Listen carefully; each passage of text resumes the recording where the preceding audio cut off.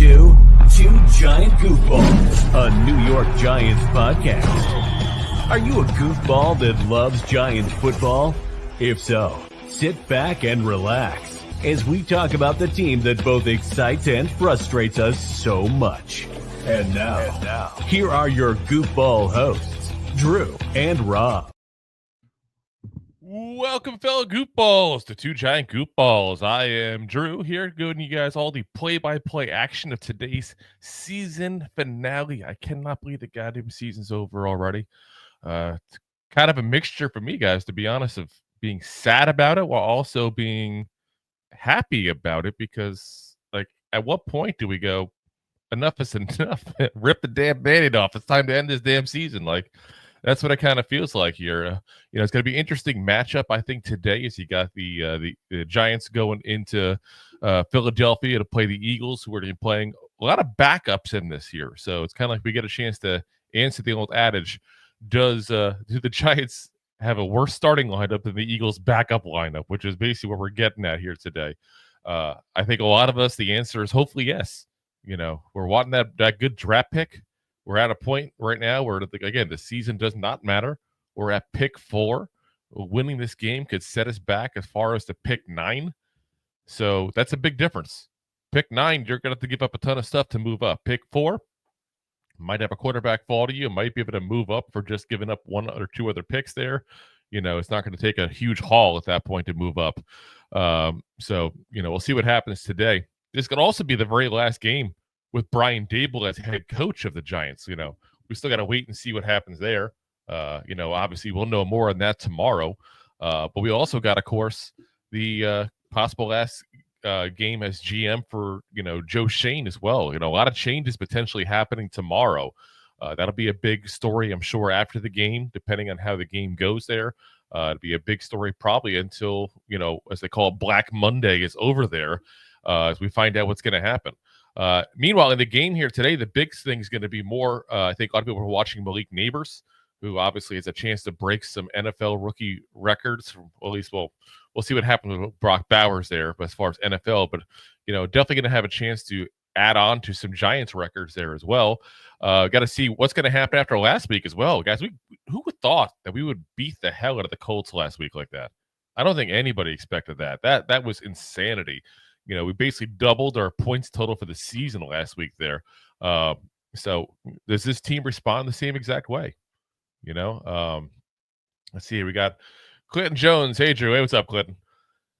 Derek says Giants are going to win. His Eagles are going to lay down. We'll find out if that. Listen, the Eagles may want to lay down, but it doesn't mean that the Giants aren't going to lay down right next to them at that point. It's part of the thing. Deb says, hey, Drew, checking in as I'm stuck with the Patriots game here in Connecticut. Yeah. Oof.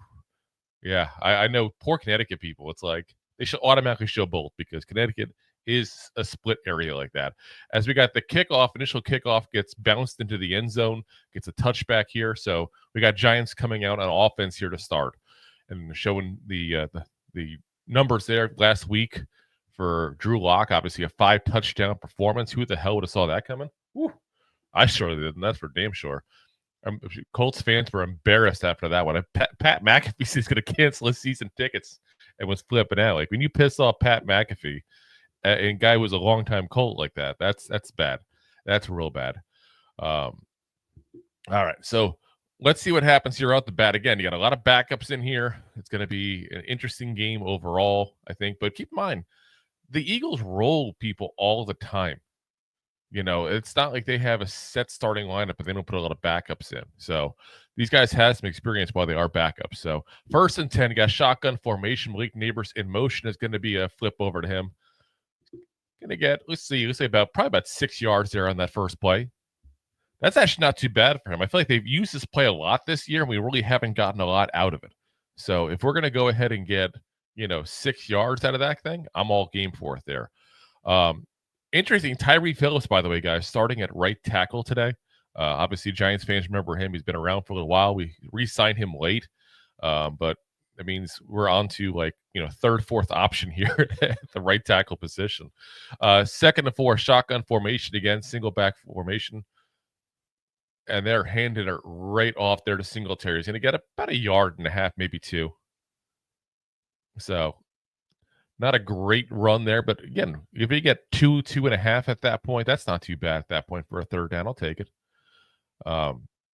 Depths only happen when both Giants and Pats are on the same time and same network. Okay, that makes sense. I didn't think of that scenario. Again, grew up in Jersey. I always had Jets and Giants, is what they showed. So Derek says, I was happy with the win last week. Seemed like the Colts didn't put in a full effort. I hope that wasn't a full effort. Damn. Let's see. We got 3rd and 2, guys. Neighbors in formation. It's going to be a handoff at that point. The Singletary is going to get it. So got about 5 yards, needed 2. So as Clinton says, how you doing, Drew? Doing good. Like I said, it's mixed feelings today. It's odd to have a game that, quite frankly, I don't want to win because I want the draft selection, but it's the Eagles, so I never want the Eagles to win at the same point either. So it's just like, it's a weird feeling. I just don't know how to feel in this game, guys. I really don't. All right, 1st and 10, guys. Here we go. Again, shotgun formation, Tyrone Tracy in. Neighbors in formation again. I say into motion again there. Quick pass, Wan'Dale Robinson. Going to have about 6-7 yards on that there, so that is not too shabby. Deb says, do I see that you now have 1,000+ subscribers on YouTube? Yes, we do, Deb. Thank you. We do. We are officially over the hump there, which, by the way, I will send you a message on Facebook to verify your address as well, because you are the winner of our contest that we started and had to stop. She was actually violating some issues there with as Tyrone Tracy gets a run here on 2nd and 4. Stops at the line, so no gain on that one. But yeah, we got to go ahead and get you a certain signed jersey because you were the winner of the Daniel Jones signed jersey contest there. Kenneth Perkins says, congrats, appreciate it, man. Thank you very much. Like I said, it was a lot of work we've done to get that there, but a lot of help from you guys obviously as well, because you don't get 1,000 subscribers without the subscribers. So appreciate it, guys. 3rd down and 4. Tyrone Tracy, he's gonna get it. There we go. Great cuts there. Great cuts.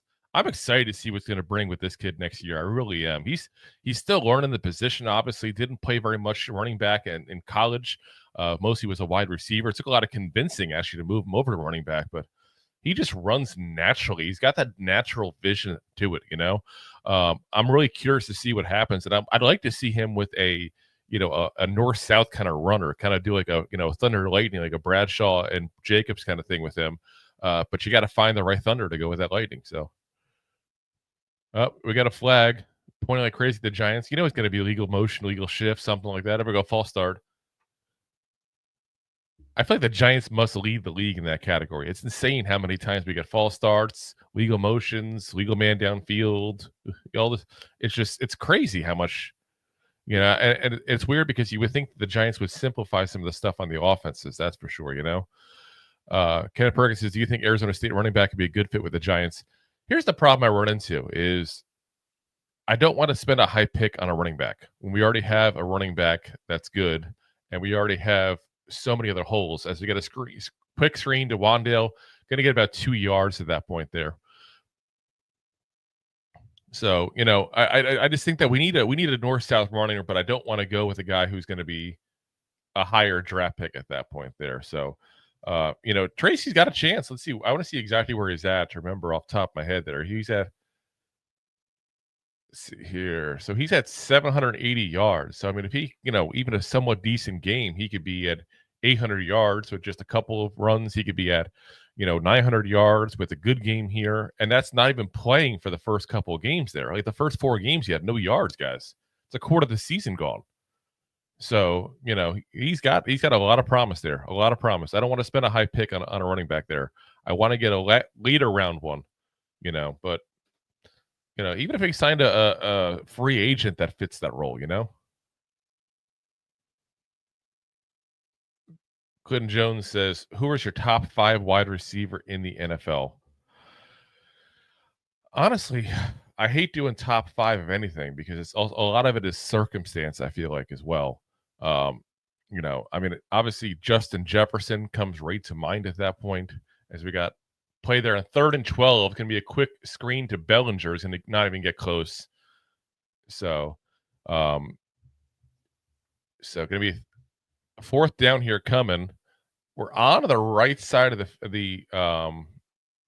right side of the field here if the Giants want to do something a little crazy, but I don't think that's something I would do. I would get rid of it personally. But 4th and 7, they're going to keep it going. But yeah, anyway, Justin Jefferson, Jamar Chase, you got to wonder also, it does with a crazy season he's had, maybe he needs another year to do it, but does Jerry Jeudy start creeping into that conversation now with the year he had in Cleveland? CeeDee Lamb's obviously a guy you got to put there. Um, it, you know, A.G. Brown's having a little bit of off year, but he's had a good year. Incomplete on 4th and 7 to Slayton. Throw it to tight coverage. Ringo on the coverage there against Slayton. And yeah, that was a really ballsy move. I don't get it when he does this stuff sometimes, but it was really close, like bounced off his chest there. But Slayton had his arm covered up with Ringo, so it was kind of hard to get that mix going. So yeah, anyway, to answer the question there, Clinton, Jamar Chase and Justin Jefferson, CeeDee Lamb. I'm going to throw in A.J. Brown still, but I want to see what he does next year because he did a little off, but again, had the injuries. And if I had to go 5th, I'm going to go Amon-Ra St. Brown. I've always been a big fan of St. Brown. I think he's been underrated, and it's crazy to say because I know he's been pretty popular in the league, but I feel like he's a guy that doesn't get talked about as a higher echelon kind of receiver, but he's done it, and he's done it for years now. So I got to put him there. I love his mentality, too. I love that warrior mentality he's got. I really do. So, guys, curious, who would have gone for that 4th down? Who thinks that that's absolutely ridiculous? Because I don't understand why on a first drive you get a 4th and 7 you're going for it. Again, I'm not shocked he went for it because he we're on the Eagles side of the field, and that's Daboll way lately for some reason. But it just doesn't make sense at all. There was no need to go for that. It's in good attempt by Drew Lock. He threw the ball where only way he could have at that point to give Slayton a shot, and Slayton definitely tried for it. Great coverage by Ringo. I don't know. I just don't get it. I don't understand that kind of move at all. It's way too crazy a move to do at that point there. So now we'll have the Giants going on to the defense going onto the field for the very first time. Should be an interesting situation here because we're basically playing our backups on defense the way things are going. But we got Tanner McGee. It'll be our first time Giant fans seeing Tanner McGee at quarterback there. Definitely not a guy I thought I would see this year, that's for sure. So, Tanner is a guy that's been, around for a couple of years now. He was a 6th-round pick by them back in 22. Played, of course, a little bit, last week there, had a couple touchdowns and only 5 attempts. So, definitely a good showing for him overall there. But, can't expect that kind of ratio, obviously. 2 touchdowns on 5 throws. That's insanity. All right, here we go. So they're in the huddle right now, but calling the play right now. So should be interesting to see overall how that works. First career start for him.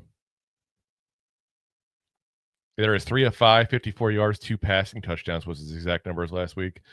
And they're rolling him out there to the right, throwing on first down, and great throw.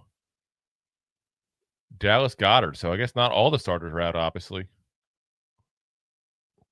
It's a little crazy. They got Goddard, just came off the IR. They put him in, but I got to think they're just going to throw him in a little bit here today just to kind of get him ramped back up to game speed and all. Covered by Brian Burns, so I don't think Brian Burns, if you watch the replay, even saw it coming. Kind of turned his head a little late, but put the arms up, and that probably wouldn't have been a catch.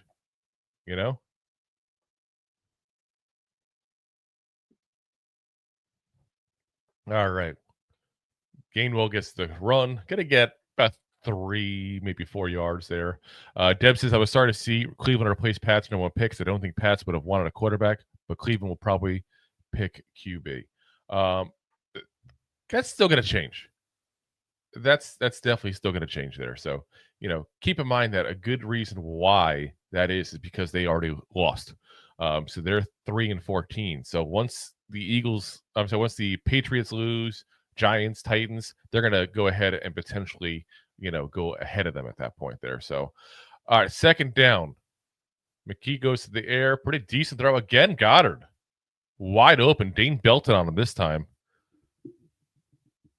Just totally going through our usual streak of Giants having trouble covering tight ends, which has been an issue since the at this point here at the Nixon administration. It feels like it's been forever, man. Woo. Here we go. So real quick, while we're at waiting for the next play here on the 1st and 10, guys, if you haven't already, do me a favor, hit that like, hit that subscribe, hit that share button there. Appreciate you guys for watching in, especially those out in Twitter. We've now rejoined the X now that we've monetized on YouTube and putting some of that money towards the show. So we are back live on Twitter/X, whatever you want to call it. McKee to the end zone. Is that going to be? That's a touchdown. Woo. Giants defense get absolutely schooled here today, guys. Absolutely schooled. Anaya Smith with the touchdown there. Woo. That's a rookie at Texas A&M, by the way. If it doesn't ring a bell, that's why. That is crazy. So, woo, look at that play there. I'm trying to see where he goes. He barely got over the goal line. Wow, got the nose of the football on that. That'll definitely be a touchdown. But that is crazy. 7 passes, 3 touchdowns for Tanner McKee in his career so far. That's insane. That's absolutely insane. He's got more touchdowns than most Giants quarterbacks. That's for damn sure already. Extra point is good. So the good news is, Giants, if you are like me and you want to not win this game because you want the better draft pick, we are on our way. The full tankathon is on here. So Giants offense coming back in the field here next, guys. Going to see what they can do as far as responding, but I don't want them to respond. I want the pick. I'm sorry. Let me guys know, guys, if you're on Team Tank or if you really want to win this game, I just don't see a reason why. Like I saw somebody on Facebook talking about, it's about building culture and getting a winning culture going and blah, blah, blah. Guys, a 3-win versus a 4-win culture is not a big deal.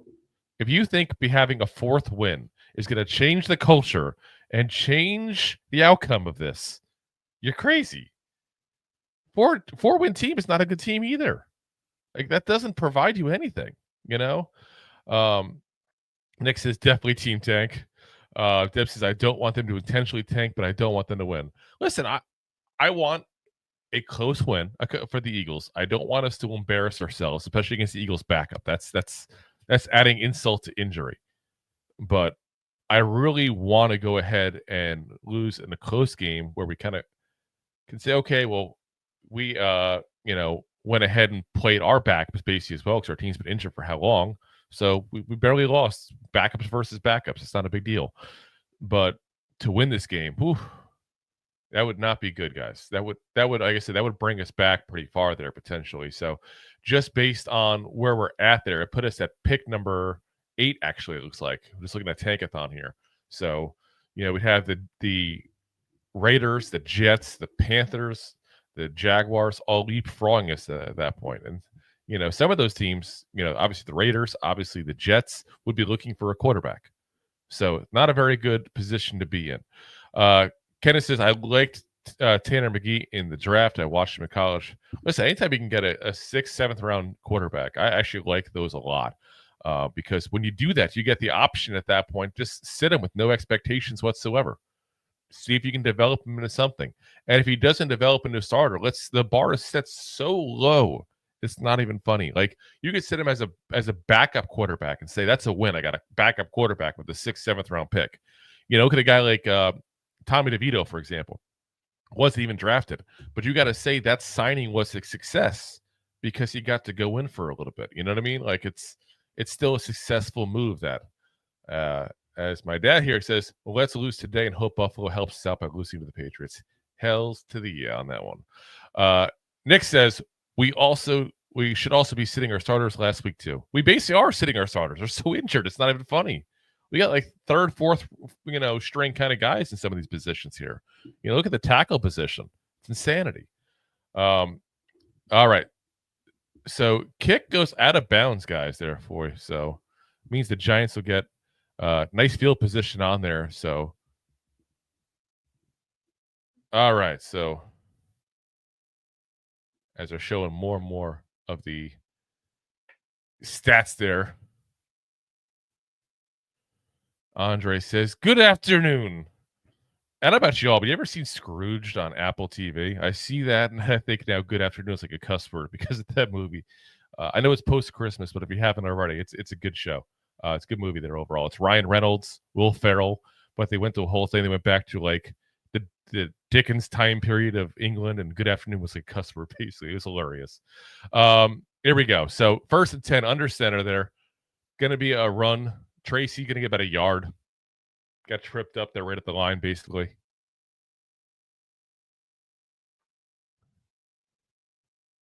Let's see. All righty.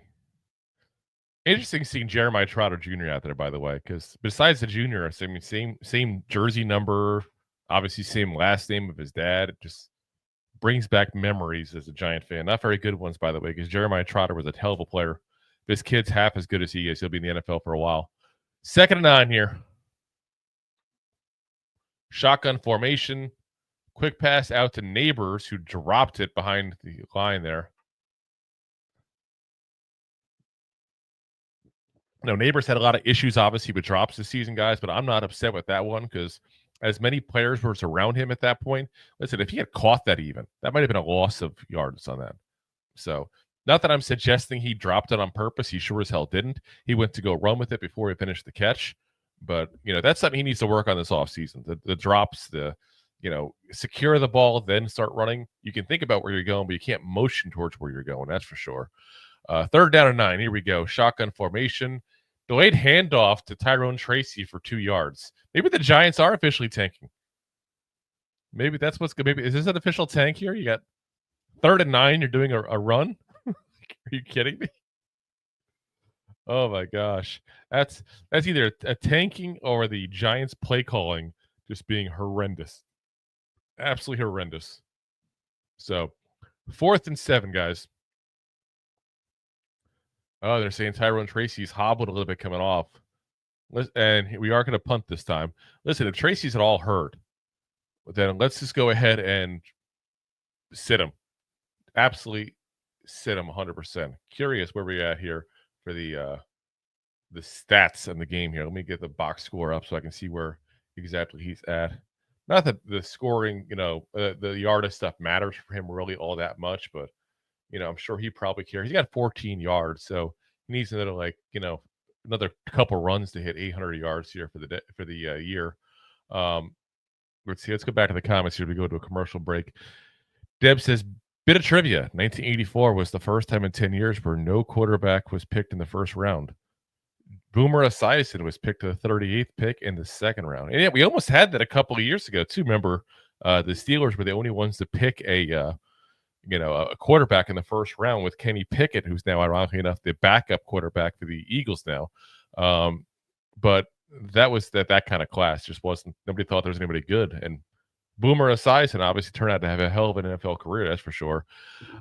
Nick says, what the heck was Neighbors doing out there? Again, he went to go running before he actually went ahead and,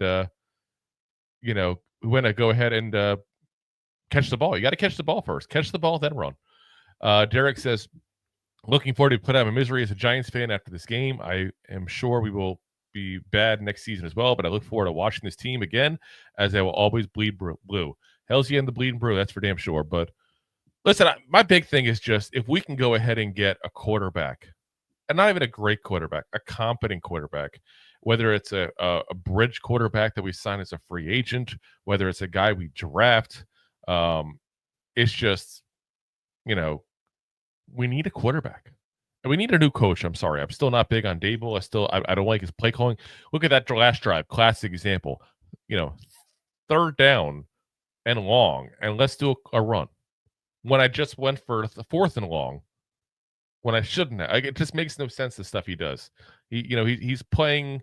His play calling is just suspect at best. And you go back to the last couple of years with the Giants. The 1 year we were good on offense, I'd say good, but average on offense, was that 22. And that was with Mike Kafka calling it. But Daboll's big head got in the way, and he couldn't help himself. So let's see here. Next one here is Yeah, that's a spam one. So we're going to go ahead and block that user and delete the comment. Get rid of that sucker. Kenneth says Boomer was so disrespectful to the QBs in the draft, though. He gives his opinion. And he also goes ahead and tries to do things that'll go ahead and get him out there, as we all do. Let's be very frank about that as well. We I don't think Rob and I post crazy, ridiculous stuff there. We'll post some stuff that we think is ridiculous in our own right to a certain degree. Like we posted the Drake May will he be traded thing, and a lot of people got us on for that one there. But we were just repeating what Nick Wright of Fox Sports says. Sometimes you put things out that you think might be a little crazy because it just starts a conversation. That's all. As Goddard gets another catch, by the way, guys. Whew. Nick Sapp, Neighbors playing it all. Yeah, he should. Listen, they're trying to get him more stats for his rookie records. I get it. This probably was a discussion they had, but you're good at that point. Just at this point, it's not like you're saving him for anything. Just don't. If he starts hobbling at all, just let him go. Just let him get out of the game and move on at that point there. But otherwise, let him go for rookie records. Ken Perkins says Bridge is just putting a Band-Aid on the offense, though, right? Of course it is a Band-Aid. Of course. But you also can't force a draft pick. We got 1st and 10, McKee in the shotgun formation out there. That's an incomplete pass out to Johnny Wilson, to Dory Jackson on the coverage there, guys. You can't go ahead and just force a pick at quarterback. So you need a bridge just in case. But you also shouldn't start a quarterback immediately. I'm not a big fan of doing that. I like sitting guys, kind of like what the Giants did with Eli a few years ago. I thought we rushed Daniel Jones out there too quickly. Not that that was the reason why he failed. There's obviously many more issues beyond that. But, you can't force picks out there like that. And you can't force guys out there that aren't ready. So 2nd and 10, going to be a quick handoff to Gainwell. Is going to be stopped at the line. It'll be 3rd and 10 coming up there. Sports Web, what's good, brother? What's up, man? Derek says, maybe Sam Darnold will be available for us to pick as a bridge guy. Let me just tell you this. Sam Darnold will not be a bridge guy for anybody whatsoever. He's going to get either one of two things. He's going to get either franchise tagged by the Vikings, which is, if I was the Vikings, guys, what I want. We got a quick pass there. So Dotson, remember him, the former commander there. Going to be about a 1 yard shy of the first down there. So we got 4th down. So we'll see there if we get anything there. But yeah, again, Sam Darnold's going to be tagged, I think, by the Vikings, or someone's going to sign him to a long-term deal. He's having like an MVP style season right now as a quarterback. Is it legit? Is it him being helped by the team and the offense? I don't know to what percentage, but it's probably a mixture of both there, to be honest with you. If I was to sign him to the Giants, hypothetically, if I was the GM and I had that option. Oh, they're going 4th and 1 here. Oh, offsides. I saw it there. That's going to be offsides and a flag at that point. It's going to be a 1st down. Let's just move it. I missed the offensive side. Neutral zone infraction. There we go. It's an automatic 1st down. I thought so. That's Drew Phillips. Kenneth Perkins says, you and Rob are pretty good. Appreciate it, man. Demon Time. What other quarterbacks do you like besides Ward and Sanders?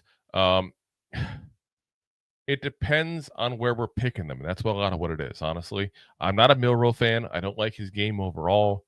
I think he's just a running quarterback that has issues throwing the ball, and it's not a thing I like. I got to look more at some of the mid-round kind of guys there and see who actually comes out, who doesn't. I know we've had a lot of discussion on Dart lately. I think he's an interesting option. Not sure how high the ceiling is because he needs to learn some of the mental stuff of the game. That's kind of hard to teach sometimes, but as long as he's coachable and will learn that stuff. And that's why these interview processes are so important that unfortunately we just can't be a part of. Andre says, my biggest fear is winning this game, but because going to 6+ would be very expensive to trade up. Yes. If you want to trade up, and that's still another discussion there. Kenneth says, I don't trust Sheen and Daboll, period, to get this team going in the right direction. Yeah, neither do I. Point blank. I want him gone. 100% want him gone. McKee over the middle there, wide open play there for Dotson. Oof. That was That was really, really bad coverage there at that point there. Devon Whitson, the corner from UCF on the coverage there. So let's see here. Deb says, don't lose sight that Josh Rosen was highest rated and a total bust. Well, that year, he was one of the higher rated, that's for sure. But Sam Darnold that year was actually the guy coming out. I remember it was a big shocker when they took Baker Mayfield first for the Browns, but obviously Mayfield has worked out overall. Took him a couple stops to get there, but now Sam Darnold, same thing you could say. So incomplete on 1st and 10. Clinton Sanders is a good QB. I'm mixed on these guys. I really am. I need to watch a lot more tape on these guys here. I really do, to see if they're going to be a guy that I'm comfortable taking with a top 4, top 5 pick kind of situation there. Again, I like some things about him. I don't like other things. Excuse me. All right, so 2nd and 10, guys. But definitely keep the conversations going besides the game, guys, because, listen, let's be honest here. Giants fans as a whole, we don't care about the game. We just want to go ahead and get out of here and with a loss and call it a day, and nobody majorly hurt. 2nd and 10, Gainwell on there. Just pushing like 4 guys there to get a few yards. Demon time, people were saying that the Colts game was Daboll. I told you so moment. Why can't he do that against teams in our division? Yeah, I mean, it's funny because I was thinking about this today. We're talking about like the, if you look at like Ohio State, Michigan kind of thing, that rivalry, and people judge those coaches based on how they do against each other. Look how Daboll's done against the NFC East, and that's 6 games a year, and it's been horrendous. Even the year we did do good with him in 2022, we had a horrible divisional record. As they're going for it on 3rd and 5 with Gainwell, he's going to get about 2-3 yards there. It'll be, a little bit shy there. Got 4th down coming up. We'll see if the Eagles go for it again. Let's see. Kenneth says Sanders and Cam seem like they want to be a Giant. Cam, I haven't heard too much, and he's been a little more shy about it, but Sanders definitely wants to be a Giant. There's not a doubt in my mind. Big Bang 75 subman says, what do you think about Pete Carroll or Garden as potential head coach? I think you mean Gruden, as we got 4th and 3 here. Going to be a quick shot. Ooh, that's obvious 1st down there. Goddard again. That guy's just wide open every single damn play. I'm mixed on Gruden. I need to know more information on everything that happened with him with the emails and stuff like that, because I have to also go back in the history, remember some of the details that did publicly come out there. But if I remember correctly, there was some not so nice things being said at that point. I'm not saying you can't, say things that have to be 100% PC all the time, but there's crossing lines that I'm not going to like as a fan personally, if they hire somebody that crosses those lines. But Pete Carroll, that's a guy that I think is an intriguing option. Only thing that would scare me is his age, obviously, because he's, he doesn't look like he's Belichick's age, but he's Belichick's age. You'd have to have a clear idea of what's going to happen when he retires. You need to have a set course of, okay, now Pete Carroll's done. Who's going to be the guy to replace him? You need to have that right off the bat, probably, Let's see. As he also says, we need serious change. What we need, and, Rob and I have been calling for this for quite a while now. What we really need is, in my mind, we need a football czar, for lack of a better term there. We need a guy to come in from outside the organization entirely, that can be the dick, basically, to look at this with a business standpoint 100% and not the emotional. I feel like John Mara is too loyal to his people. He's had, multiple changes, obviously, at GM and head coach the last couple of years there. But we've also kept a lot of the people in the front office. And some of them, let's be honest, are in the Mara family even. And that's where you get difficult things to do there. You need somebody that's not invested like that can come in, be 100% neutral in this thing. Like, listen, nothing here is going to happen. It's personal. This is all business, and they're going to make the changes they need to at that point. Get rid of people that aren't holding up their end of the deal that Mara is too scared, it seems like, to fire. And you're going to see a lot of turnover in the front office if you do a move like that. I'm telling you right there. But I don't think Mara has the balls to do it, quite frankly. But I'd love to see that kind of thing happen. And Pete Carroll is a guy that I would actually be okay with giving that kind of role to, especially because he comes in with no, favoritism, no biasm right off the bat at that point there. Comes in 100% fresh and new. Demon Time, Sanders is a bit Hollywood for me. Yeah. He is, but here's my thing. You could say that Neighbors is also a bit Hollywood, but there's different levels of Hollywood. There's Hollywood trouble starters, and there's Hollywood maybe some maturity issues, which I think is where Neighbor rolls into. And it needs to be guys who just like the spotlight and like to have fun. Look at a guy like Gronkowski, for example, is a perfect example. He never caused any trouble, never said crazy things to the media, but he definitely was a Hollywood type of guy and loved the spotlight, didn't shy away from it. But you got a guy like Neighbors who also falls in that category, but I said has a little bit of maturity issues into that, I think, too, as well. Some of the comments he's made to the media this year and all. But again, it's fine. I'm okay with Hollywood. I just don't want the Hollywood where it's nonstop causing issues. Like, since we're playing the Eagles, I'll use him as a classic example. A.J. Brown is a guy like that. First and 10 here for the Eagles.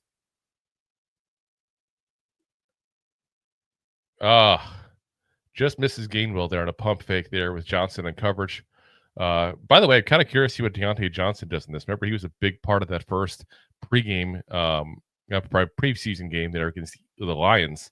Let's see here. Clinton Jones, what do you think about Cooper Rush? I don't think Cooper Rush is anything special. Point blank. Now, you want to say he's better than the backups we have this year? Yeah, it's probably a valid thing to say. But he's, to me, not a bridge. He's not a starter. He's not anything like that. By the way, he was a Giant at one point, don't forget. Second and 10 here, guys. Let's see here. Shotgun formation, Tanner McGee. Here we go. Another completion. I couldn't see who to because it hit so quick and had three guys around him, including Deontay Banks. Johnny Wilson. Oops. Anthony says, I'm good with the Hollywood who can help us win games. Yeah, like I said, I'm cool with that. You can love the spotlight and still be a decent person. That's perfectly normal. I think people try to put those two things together, troublemaker and guys who like the spotlight. It's a huge difference between troublemaker and guys who like the spotlight. And I'll tell you this, behind the scenes, and I've heard this from certain people, and I'm not going to mention names because it's private conversations, but there are guys you don't see publicly causing issues that definitely cause issues. As 4th and 3, they got a dropped pass there. Went for Dallas Goedert again. Tanner McGee being chased down by two guys, including Brian Burns. But like I said, don't assume because someone's quiet publicly that they're not causing issues behind the scenes, because trust me, it happens with every single team, every single roster. So Demon says, Ward said he just wants to stay in Jersey and ball. I'll take that attitude over Hollywood any day. Yeah, but you know what? Honestly, we don't know these guys, and that's part of what it is. That's where this interview process really comes into play. 4th and 3, they are going for a 39-yard field goal, by the way. Put up a 10-0 lead. And it's a miss. It's a miss, guys. Windy day, apparently, there in MetLife, they're saying. But, yeah, missed on the 39-yard field goal. But, again, Demon, I can't sit there and say I know Ward personally. I can't sit there and say I know his personality. And that's a big part of this, especially when they're picking quarterback. Like, I feel like that is probably the most psychologically important position on the field, because he has to be the leader automatically, I'm just not sure. Clinton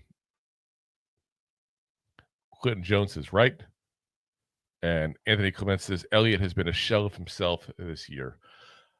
Yeah, this is, like I said, guys, we got 7-0 here on this game here. The Giants are about to get the ball back with a somewhat decent position because of the lost missed field goal there, the lost attempt there to get a 10-point lead.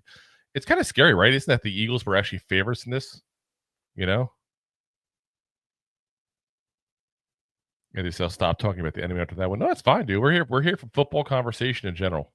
Talk about whatever you want, man. You're good. So, like I said, we don't want to be a show to kind of stifle people from having to talk about specific things at all. You guys tune in. You guys are giving your time up. You talk about whatever you want. We're here to talk about it together.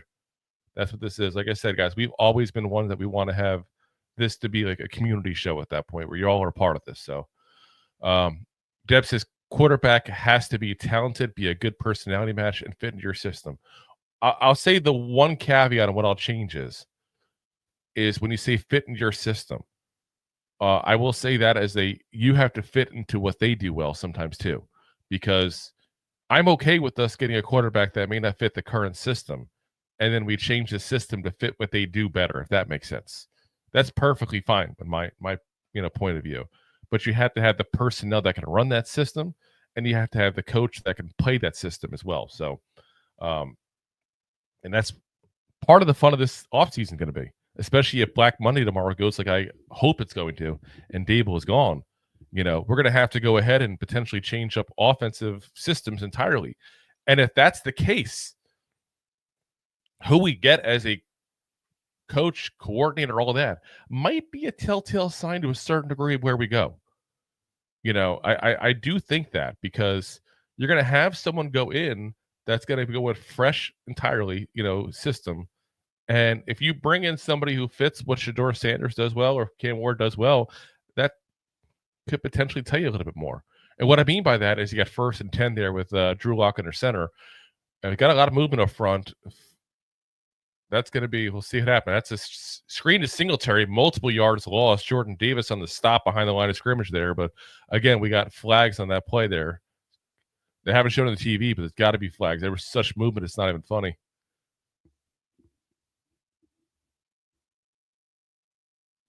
And for some reason, they're not even showing it here. Still talking about the play.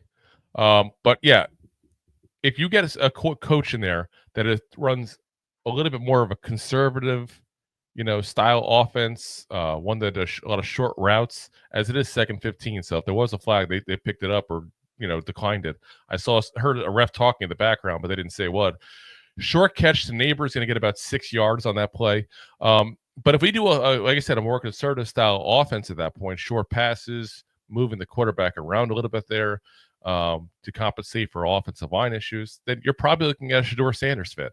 If you get somebody who likes to throw the ball and just chuck the ball downfield and have that hero ball mentality, that tells you Cam Ward is potentially who they're targeting. So it's going to be interesting development that I don't think people are necessarily considering as part of that. Who they get to replace Daboll, if they do let Daboll go, got to put that asterisk there, can potentially tell you what's going to happen there. 3rd and 9. Got shotgun formation for Lock, gets Robinson, but as usual, we throw before the sticks. So we're going to have about 4th and 3. That should be a punt situation unless Daboll's been drunk again or something here. Let's see here. Deb says, right, Drew. Demon Time Neighbors has gone off the rails at times due to frustration. People let it slide because he's a great wide receiver. But when you have multiple players do the same things, it causes much unnecessary drama. I wouldn't say off the rails. He hasn't gone crazy. He hasn't said, flipped out or anything. He's just said some things he probably shouldn't say. And I think that's where I gets the pass. Fake punt, Dean Belton. We got that 1st down. Ooh, 4th and 3. Probably got about 7 yards there on that. So 1st down Giants. We're not giving up after all. Look at that. Pulling out the trick plays. It doesn't matter. Just this. What we do, guys. What we do. Demon Time says, we need a cool hand Luke at quarterback. That's my opinion. And that's one thing that's interesting, because Shedeur Sanders played with a very bad offensive line in Colorado and showed he can play and not flip out when there's a lot of pressure towards him. And that's one thing that definitely goes in the pro column for him. And that's why I keep on saying, guys, there's pros and cons for all these guys. There really is. Neither of these quarterbacks, as far as the top 2, Ward or Sanders, are perfect. But there's definitely some things you look at and say, this is positives here. Speaking of positives, if you want the Giants to win here, I got about 6-7 yards there on a run. So I couldn't tell who it was there at the running back there position as we're talking about the Sanders thing here. Said, let's see. Kenneth Perkins says, do you think it's possible to teach these guys coming out of college to a prototypical quarterback? I mean, it's always possible. There's plenty of guys who worked in non-college systems. It took some time.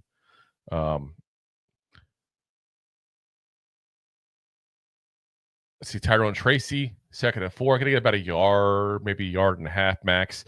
Anthony says, Drew, I know you guys did an episode on Jackson Dart. I didn't watch it yet. What's your thoughts on going after Abdul Carter or Mason Graham if Cam Ward or Sanders isn't available?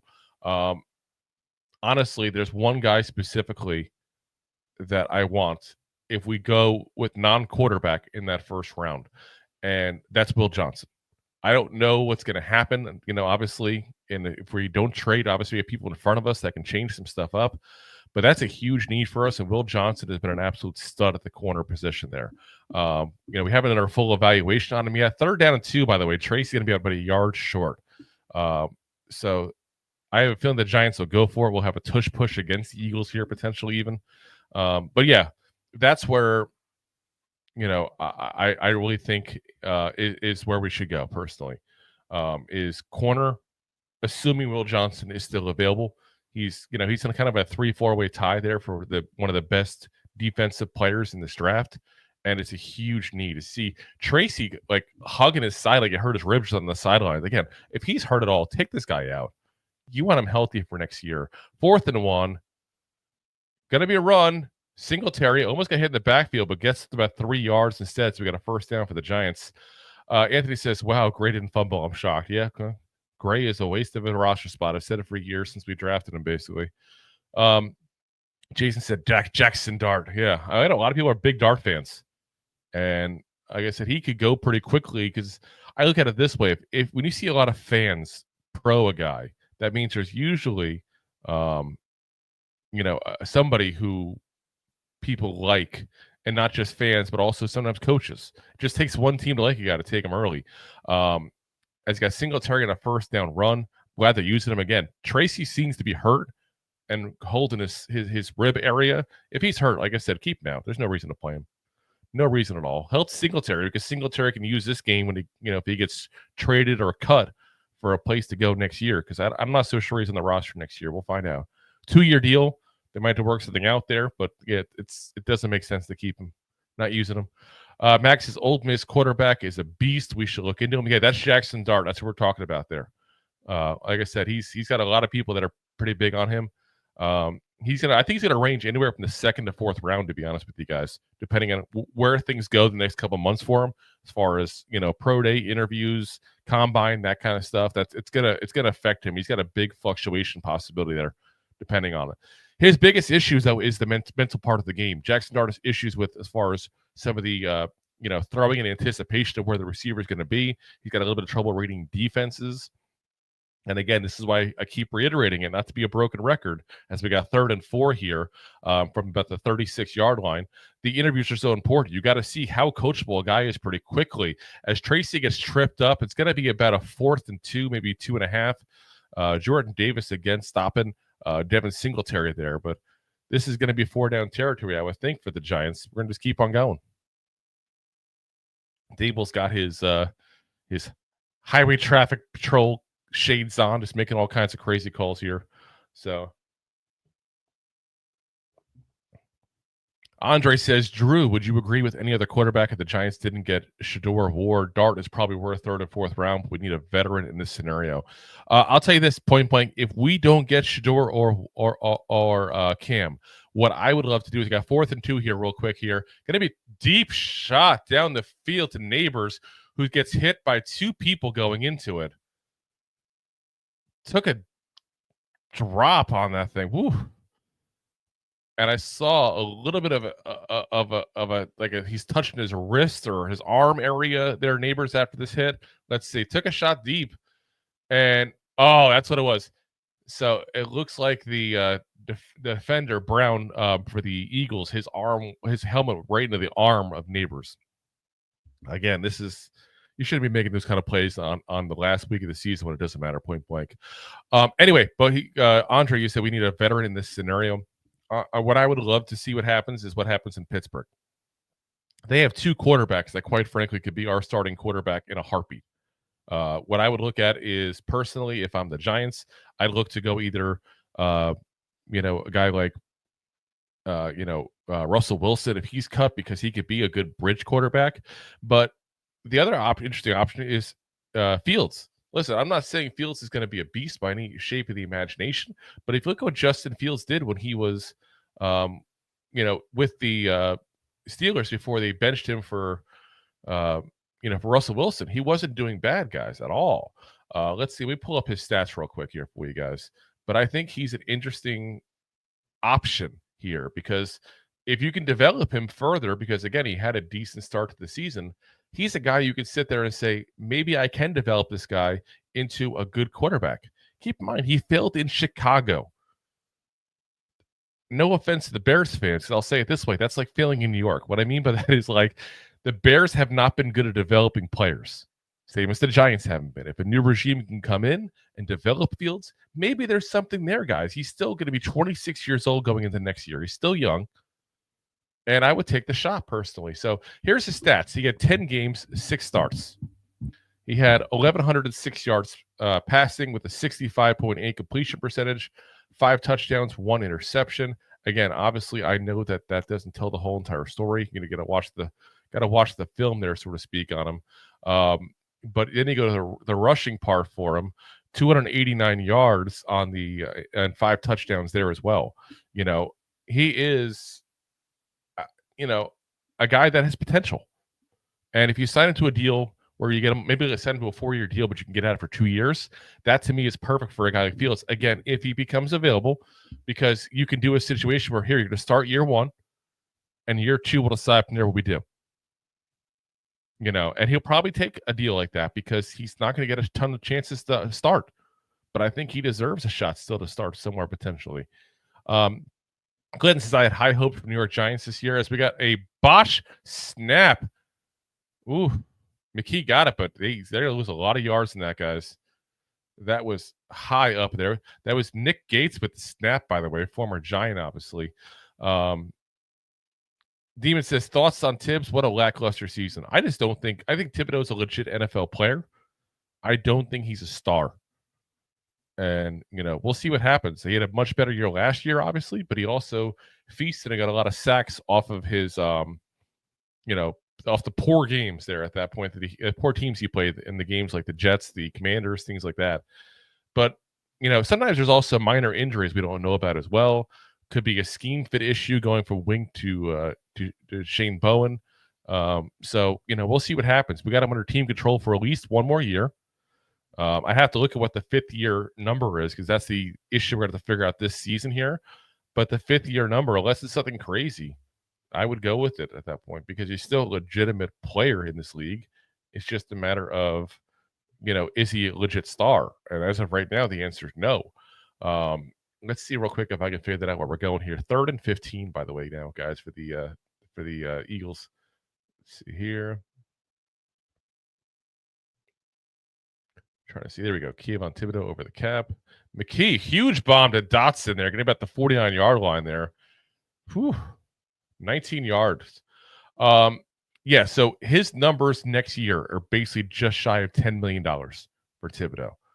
So I'd have to look at what his numbers are going to be that 5th year option. But if they're $15 million, he's worth $15 million. Let me see if I can find that out.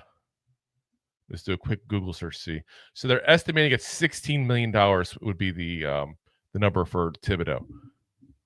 I would take it. I really would.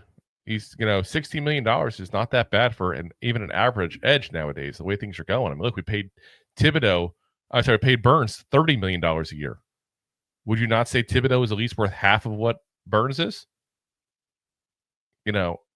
You can make the cases any player worth these kind of money we're talking about. I get that part of it, but I'm just saying if you compare those two, I could sit there and say, that's what's going on. We got to look at that option. Let's see here. Demon Times, I feel like he gets lost in games. He'd be the best rotational defensive lineman in the league. Hello. Like I said, I think he's better than that. Look at some of the things when he was out with the run game. I just don't think he's played as good as he should have this year. At least we're hoping this year. I'll put it that way. Clinton says, I think Cowboys should let go of their head coach. I think they should hold on to him forever because he's not good in big options and big plays, which is fitting for the Cowboys overall. So yeah, keep it going. All right, we got 1st and 10 here, guys, at about the 40-yard line, like 39.5 really, but whistle blown before the play even hits. Timeout by Philadelphia. Anthony says, hypothetically, if the draft order stays where it is, thoughts on trading Tibbs in the 4 pick to move up number 2? I don't know. I'd be torn on that because my big concern is that if you tell me 1, hells to the yeah, do it right now. If you tell me 2, I'm probably game for that as well. But my biggest concern I'm going to have is what happens if somebody trades up with the Patriots and takes a quarterback in number 1, assuming the Patriots lose today and get their pick here. That's a concern because you could potentially get the quarterback that's left, not the quarterback you wanted. That's an issue right there. You want the quarterback you want, not the one that's left over. So, if the Patriots stay there and take Travis Hunter, number 1 overall, that trade's a slam dunk. But if they don't, then now all of a sudden you have some issues there. So, we'll see what happens overall. We got some wild scores, by the way, today, guys. We'll go over that with you guys at halftime. Peter Turner, who do you want in the first draft? Like the first pick overall, like perfect world, who will you take in the draft? Is that what your question is, Peter? Just make sure I understand. I think that's what you mean. If I'm wrong, let me know. But first overall, if I had the first overall pick, I'm taking Ward or Sanders, which I know is the cop-out answer. But again, I've said all along with Sanders, especially because there's some people who think the Hollywood mentality we talked about earlier. The interview process is so important for those. And that's probably what's going to determine which quarterback I would want. And since I can't be a part of that, I would go ahead, and if I had to give a cop-out answer and give it a flat-out answer here, I'm going to say Cam Ward. But Sanders intrigues me. Like I said, he's played with a bad offensive line, but he's also never played outside of the coverage of his dad helping him too as well. His dad was his coordinator in high school. He coached him all throughout college. He's got to leave the nest here in the NFL, and I wonder if that's something that's going to affect him. I wonder how much is Dion helping him succeed. That's like I said, a part that I don't think is talked about enough in this is it's not just he's leaving him overall, he's leaving him for the first time. And that's where, like I said, it really it really comes into being an issue potentially there. As he verifies that. And then Kenneth Perkins says, have you watched the quarterback at Arizona, Noah Fifta? No, I haven't, to be honest with you. He may pop up on our list of people to watch. Like I said, once this game is over and the playoffs are over as well, we'll talk more about what's going to happen with the Giants offseason and recap the season here starting next week. We will definitely start going massive into draft coverage, guys. Listen, we did hundreds of draft profiles last year, and we will continue to do so this year as well. That's one kind of our MOs the last couple of years in the show here since we started doing videos more. Peter Turner says, love the NY necklace, #fire. There we go. Appreciate it, man. And I bring this with me if I get the chance to go to a game of any kind too. I brought up the Pro Bowl last year in Orlando. I was at the Falcons-Giants game a couple weeks ago, and I brought that there as well. It's probably my favorite thing as far as the bling-wise. I will say this. If you wear it, though, if you wear it and you want some giant flair like that, just be careful with the actual metal because the color does come off I say the metal is plastic, but the plastic does lose the coloring there a little bit there. But I also wear this thing 3-4 times a week on the show and stuff like that too, so I can't complain. It's got its use. I've had it all year long, so probably get a new one here eventually once it starts showing too bad. Or maybe just keep it going, showing the age that we all are showing watching these Giants and how bad they play. I think this team has aged us all a lot. So we got offsides on the defense here. So penalties decline. We got first down. So 3.5 minutes basically left, guys, in the half, by the way, as the Eagles are advancing on the Giants here. Interesting enough, the Patriots are up on the Bills there, by the way, guys. That's one thing to go on. That's a big one for us right now here, potentially. But it also can be bad because that's the one person that would want to trade up potentially with us to number 1 overall. So as we got Will Shipley there on a first down run, Dane Belton comes up and gets him there. So a couple yards in that. That's it. So we'll have a second and about 7, probably. Second and 8.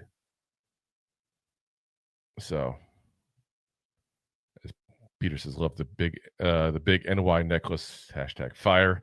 Anthony says, are the Eagles forever going to be our kryptonite? No, the NFC East is going to be our kryptonite, apparently, guys.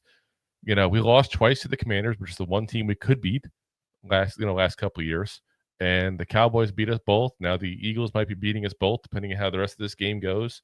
So, yeah, it's the NFC East is our kryptonite, and that's an issue. As McKee gets wow, big play is Shipley. So Shipley bailed out McKee, was about to get sacked. Makes some really nice moves. First down from Philadelphia. Wow. And Shipley's the guy we liked coming out of this draft. He's at a Clemson, if I remember correctly. I have to look it up to verify. Solid, like a veteran kind of guy. as far as coming out of college. I mean, he got a lot of carries, got a lot of time there. He's not a guy that's coming in raw into this league there. He had a Clemson, 22 years old, but like I said, a good amount of carries there overall. So let's see here. This kind of says Patriots beating Bills 14-10, exactly what I'm hoping.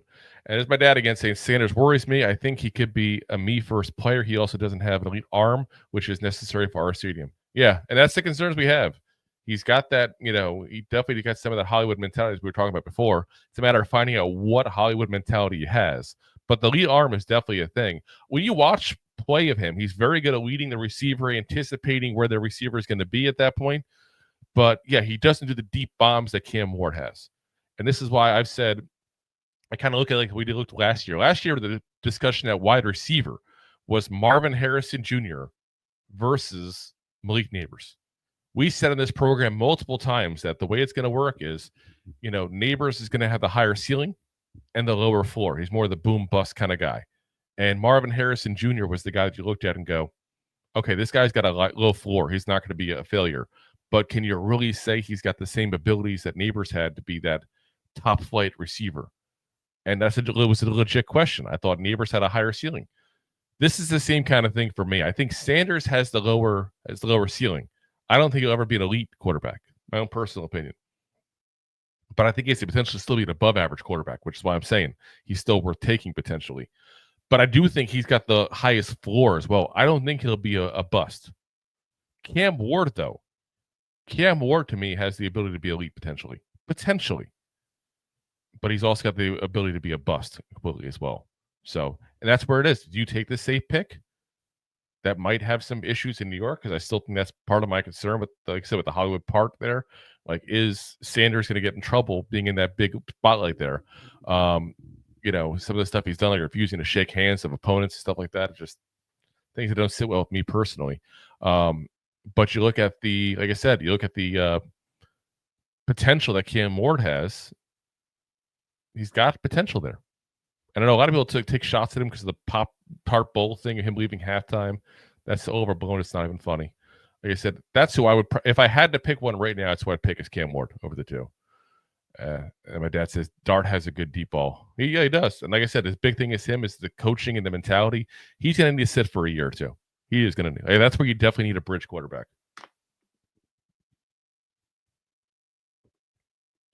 It's showing all the spotlights around Philadelphia here. All right, we're going back here. 2-minute warning, by the way, guys. Eagles still up 7-0. So, got the halftime report coming up, guys. We'll give you all the information, all the scores going on here in the games. Give you some thoughts on what's going on as well. First at 10 years, the Eagles are about to potentially score, by the way. They're on the 11-yard line.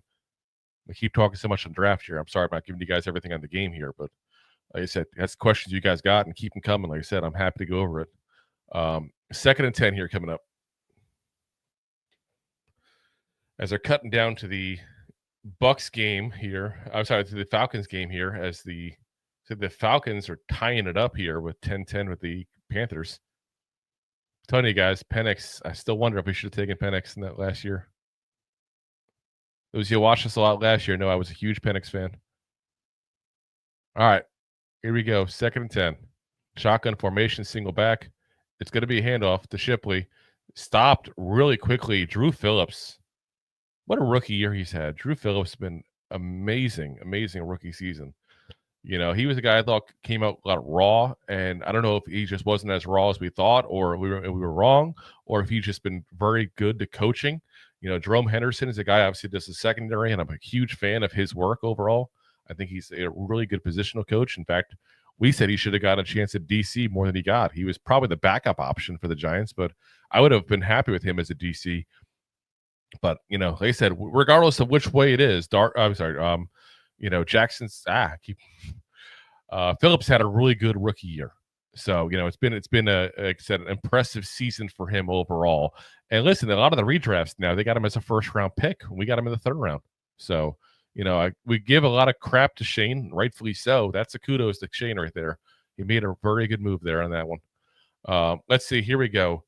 Quick throw because of pressure to McKee to Shipley. Going to get about, 3-4 yards on that. Going to be 4th down now. So let's see. I got to think they're going for the kick. Yeah, there we go. Going for the kick. I thought so.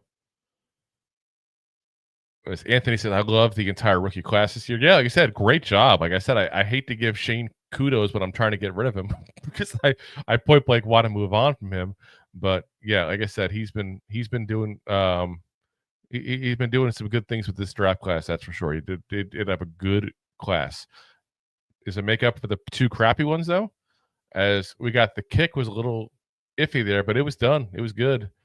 A little suspense there in the way that thing snap went down there, but kick was perfect right through the middle.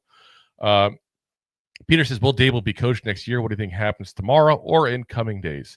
I hope he's not. I think there's going to be a morning meeting, obviously, with Daboll, Shane, John Mara, and it might even be this evening. And from what I hear, Daboll has a point-blank written out plan of what he wants to do and how he wants to prove he should keep the job. I don't think he should keep the job personally. I think it's been too many issues, and I think the biggest issue is his ego. And unfortunately, some people with ego don't ever learn from that, and I think he's one of them. You know, you had how many assistants trying to leave last year? You had his ego in the way where he took over play calling. You know, how many times took it away, gave it back, gave it away, took it back. It's like, you know, it's too much. And then this year he took it over entirely, and this offense is horrible. This is a guy who's supposed to be an offensive coach, and the offense is horrendous. It's the worst in the league. That's a big indictment on him there. As my dad says, Milton is 11 for 12, 139 yards against Buffalo. Yes, another guy that we could have gotten. You know, I know a lot of y'all were talking about getting him late in this draft, and you know, we said the Giants need to go ahead and get a late quarterback in this draft if you can't get one early. You can't go into this year with what you got and no hope whatsoever, no prospect to try to develop. You know, we all love the DeVito story, but I don't think any of y'all thought that DeVito was a prospect we could develop into a legit starter of this league. You know, we said point blank we wanted to start him this year once things got off the rails because we wanted to see if he could be a competent backup in this league. But that was the ceiling for him. And I think the answer is no, by the way. But like I said, we'll see what happens. I think, but yeah, it's one of the major mistakes we made this offseason. Anthony says, I unfortunately think they'll both be here next year on a last shot bet. If I had to put money on it, yeah, I'd probably agree with you, but I'm hoping otherwise still. I'm still trying to hold that hope. Tommy Ribb says, the more I think about it, the more I want us to use our first-round pick on best offensive lineman available, get a bridge quarterback, take a rookie quarterback in the third, a first-round quarterback starting right away always fails. I agree with some of what you said here. Let's kind of break it down here. So first, taking the best offensive lineman available. You take the best player available. That's what you do. I don't think offensive line is the way to go, personally. I also think that hypothetically, if we keep Joe Schoen, he's been horrendous at evaluating linemen in the draft. So I really don't want to waste another first-round pick. We've already done in Joe Schoen's time alone a first-round pick, a second-round pick, a third-round pick. You know, I mean, it's been so many goddamn picks we've had. It's not even funny. Get a bridge QB, agreed, definitely no matter what. Take a rookie QB in round 3. I'll say this, a mid-round rookie, yes, if we don't get one with the first round overall. I said a first-round rookie quarterback starting fails right away, fails. Typically, yes. Typically, yes, and that's why I wanted to sit them for a little bit and have them learn behind a bridge. Deb says, I would not mind getting a bridge quarterback, QB in the first round, and another quarterback in the later round. Yeah, got to rebuild that whole room. Got to rebuild that entire room, guys. That's where we're at. Interesting option would be Rourke, who has another ACL tear, by the way. It's the second one, so it's a concern right there, obviously. But he's going to sit for a year. You know, so here's a guy you can have that literally can't play. You can try to sit and work with him as far as the mental part of the game. Have him come back in and maybe be a backup quarterback later on down the line. You know, that's probably where his target is. Tyrone Tracy, by the way, running on first down. Again, 1.5 minutes left in this game here, so this is definitely the Giants giving up, basically. Andre says, and in my opinion, being a franchise quarterback or a veteran, we will have a good opportunity to finally build a competitive team. We have about $56 million in free agency. 2024 was $6 million. Well, it's also, we have no major, as Rulock goes to run for it on 2nd and 7, loses a yard, got a third down coming up. The big thing is also we don't have any big stars that are going to be free agents here at that point. So You look at the Giants free agency list, like Micah McFadden, Jason Pinnock. Those are the two guys that are the big names, and those aren't big names, guys. Not to put them down there, but they're guys that are replaceable if you had to. 3rd and 8 here. Locke looking all over the place, gets to Tracy, who's making some moves here. He's going to get to about 3 yards short of the first down. I'd have to imagine with 48 seconds left, the Giants just go ahead and punt it. Kenneth says, yeah, O-line shouldn't be the first pick. Too many mistakes have come with the Giants for some time now outside of Andrew Thomas. Yeah, and Andrew Thomas himself isn't a perfect pick either because he's injured so often. Great player, guys. Absolutely great player. I'm not regretting the pick whatsoever, but something's got to get done about this injury-prone issues. I don't know what's causing it. I don't know if it's just his body or if it's something with training, but it's got to get figured out. This team is so much different with or without Andrew Thomas. The line, I should say, is so much different with or without him because he's that damn good. That damn good. Anthony says, I still think we need to keep McFadden. I want to keep him, don't get me wrong. I'm just saying he's not irreplaceable. He's not, that good, but he's a good player. He's a player you should want to keep. Even if you decide you want to bring another linebacker in and break some competition in for him, he's good enough that you should want him on your team. That's for damn sure. So 4th and 3, guys. Sorry, my throat's getting real dry here, talking for so long. 4th and 3 here. We got the punt here with the Scottish Hammer, who you usually could say is possibly the MVP of the team here this year again. All right. Punt to Dotson. Maybe a shorter punt. Definitely was going for a little higher. It's a fair catch around the 27-yard line. Again, showing here the differences in the Scottish Hammer the last year or two now, because he has totally revamped the way he punts now. Smart punt, high punt, don't allow a return. The Eagles should come in there and just either run the ball a couple times or kneel and call it a day. So there's a show in Thibodeau. As Dakota is in here. I'm not going to put that comment up, Dakota. You know the rules. You said go for any team but the Giants. We're not putting it up there. Appreciate you watching it away, Beth, though. So they're showing the stats on Brian Burns. We'll talk about Brian Burns later on, guys. But I think Brian Burns is a really slow start to the season, but been a warrior this year, guys. Really, I don't think people realize how bad the injury he's had is, and he's around all the time. And even if he doesn't get the sack, he's had a lot of plays, that have been helping the defense in ways that you don't necessarily see on the stat sheet. That's for damn sure. So, all righty, let's see here. We got 39 seconds left to go.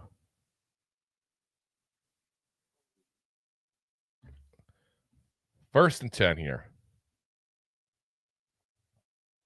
And I'm kind of shocked that the Eagles are still going for it there. Kind of shows a little bit of a, them want to see what Tanner McKee's got, I think. This is, you got a shot for a quick drive with him and see what he can do. As he throws a Shipley, gets a couple yards, gets out of bounds. So perfect. Isaiah Simmons on the coverage there. Perfect play there for that scenario. You get some yards, you go out of bounds, you stop the clock. He only took like 5 seconds off.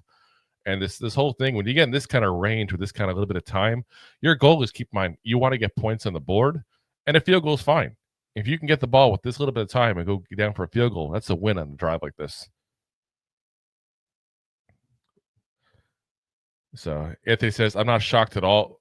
I think they want to do something they can to embarrass the Giants. Listen, embarrass the Giants. If that's the case, I'd rather they embarrass us this way than we potentially win. Isaiah Simmons is showing him the bottom of his shoe came off. Wow. Which is crazy because he's taped up on top of that. As Captain America says, let's beat those birds. Still don't want to win per se, but I still want to get embarrassed. That's the crazy thing. It's showing the replay in this. So you guys watching as well. Where his whole entire bottom of his cleats coming off and flapping around. Oh my gosh.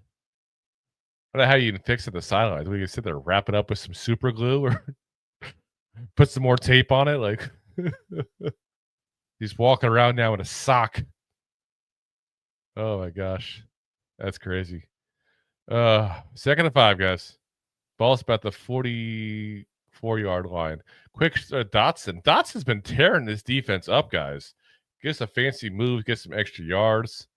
Gonna have the ball around the 45-yard line, 25 seconds left, and the Eagles use one of their 2 timeouts left. Oh, it's their final timeout, sorry. So All right, we got 30 seconds. We'll be back here. We got 25 seconds left in the half as the Eagles are looking to extend the lead there to 13 to 0 here if they can get a couple more plays here in the 25 seconds left. They are doing pitcher and pitcher with the commercials, so we'll see what's going on there. But Captain America says Daniel Jones is selling custom turtlenecks in Minnesota. Okay. I think he probably not, but whatever. He wants to make some money in Etsy or something. It's like, oh my gosh. So they're going back to the game. Alrighty. So, but yeah, guys, this what happened to the team though from last week? You know, that's just crazy. Look at the fight we had last week with the lack of fight we had this week. Then losing by 10 points already in the first half had to be over, and no points on the screen, no big plays early to speak of. McKee incomplete, had a wide open Dotson. Brian Burns going after him again. This is what I was saying. Brian Burns. Sometimes you don't see this stuff on the stat sheet. We were critical of him early in the year. I'll say that point blank. He has proven to be a very good player for this team. I still question if he's worth $30 million a year, but if we're just evaluating the talent part, the talent is definitely there, and he's probably the best player we have on defense at this point with everything left over. Again, with having, I'm saying, people on the field. So, Dexter Lawrence is better than him, but he hasn't been playing for a little while. 2nd and 10. McKee quick slant over the middle. Drew Phillips on him with great coverage. So 3rd and 10, 17 seconds left. Let's see what happens. Ooh, they're saying 1 of 7 for Elliott kicking the ball past 50 yards. So that's not a good ratio. But wouldn't be shocked if they still do it because of the fact that it's a meaningless game anyway for them. So 3rd and 10 here.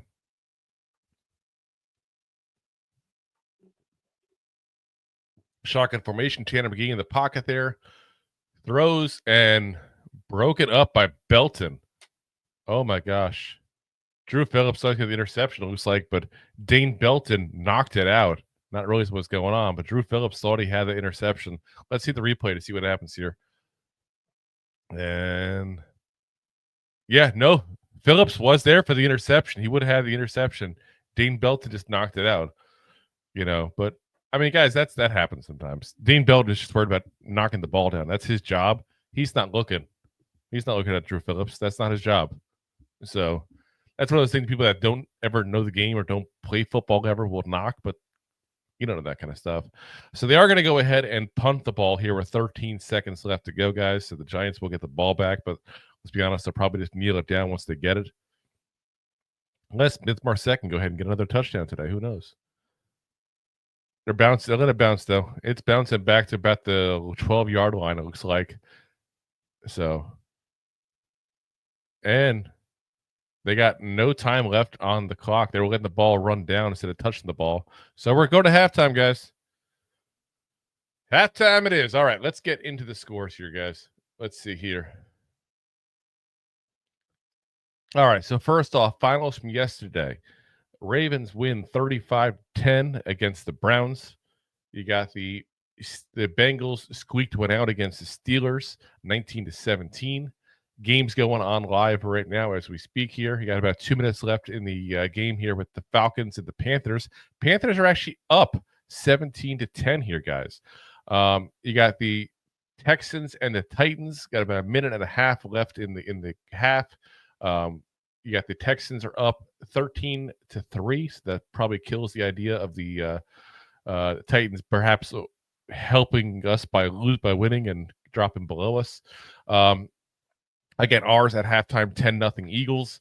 Colts are up 17-13 on the Jaguars. That's interesting to watch if we do go ahead and happen to somehow win this game. Not that I see that happening, but the Jaguars are a team that has one more win than us. If they can squeak out a win here, they would have 2. So no matter what, they'd be behind us. Commanders are losing to the Cowboys 6-3. That's about just past the 2-minute warning with a minute 55 left in that game to go. Interesting, though, because that is a game that is the other NFC matchup there.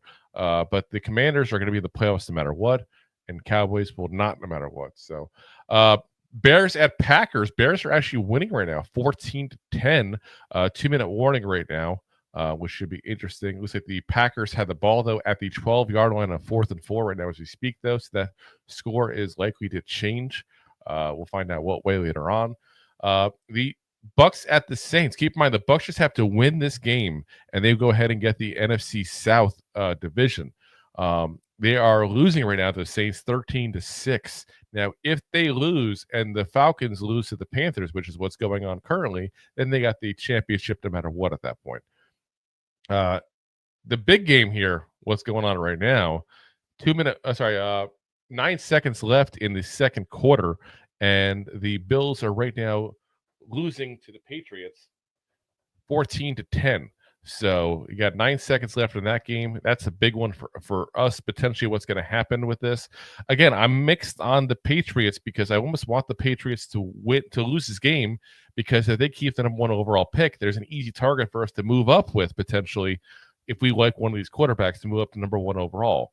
Think about the way this is going here. Let me pull up the tankathon here for us here so we can see exactly the way things are to go. So, all right. So you already know the Cleveland Browns lost. Okay. You already know that the Patriots, we don't know, I should say, sorry. The Titans, are losing right now.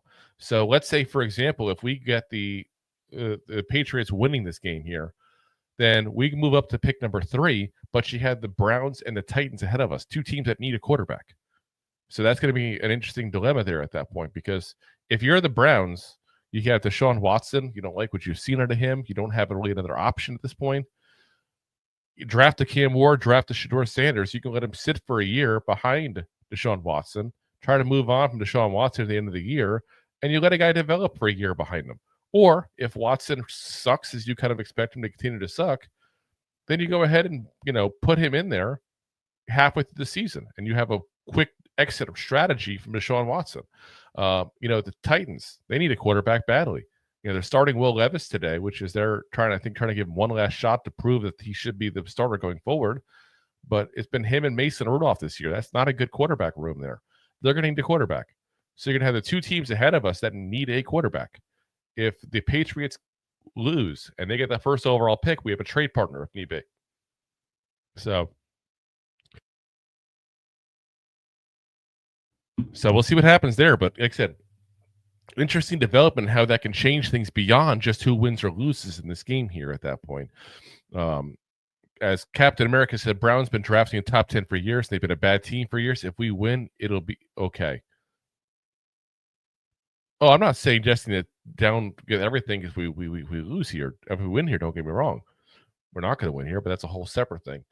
Again, I don't think the quarterbacks here can't miss prospects. It's not like there's an Andrew Luck coming out of this draft here, That's when things become we need to get this guy kind of scenario. That's not what we have here. What we have is 2 quarterbacks that potentially could be really good quarterbacks this league, but could potentially also not be. These aren't can't miss prospects, guys. If they were out last year in the draft, they'd be probably in the same ballpark as Penix and Bo Nix. They wouldn't be in the ballpark of Jaden Daniels, Caleb Williams, or even Drake May. All the guys that do professional talent evaluating, that's what they're telling us. So, it's all a matter of what do you like in your quarterback, though, as far as Ward and Sanders, and how high do you think their ceiling is? I just don't think the ceiling is that high for either one of them necessarily as a guarantee. And that's why, like I said, I kind of am interested in Ward because I think he has a higher ceiling. But, there's still risk. There's risk with every player, don't get me wrong, but there's still a higher risk with these guys because they're not perfect prospects. They're not the guys that can't miss. These aren't you can build your team around these guys guaranteed kind of thing, So.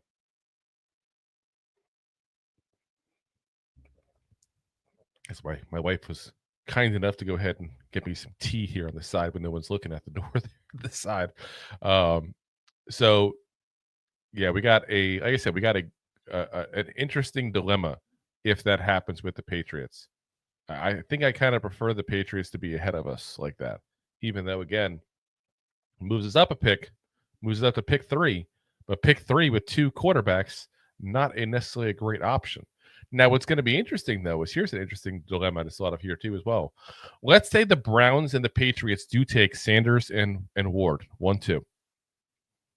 That means we're in the position to take Travis Hunter, or we're in the position to trade Travis Hunter to a team that really wants him desperately and thinks he's the second coming of,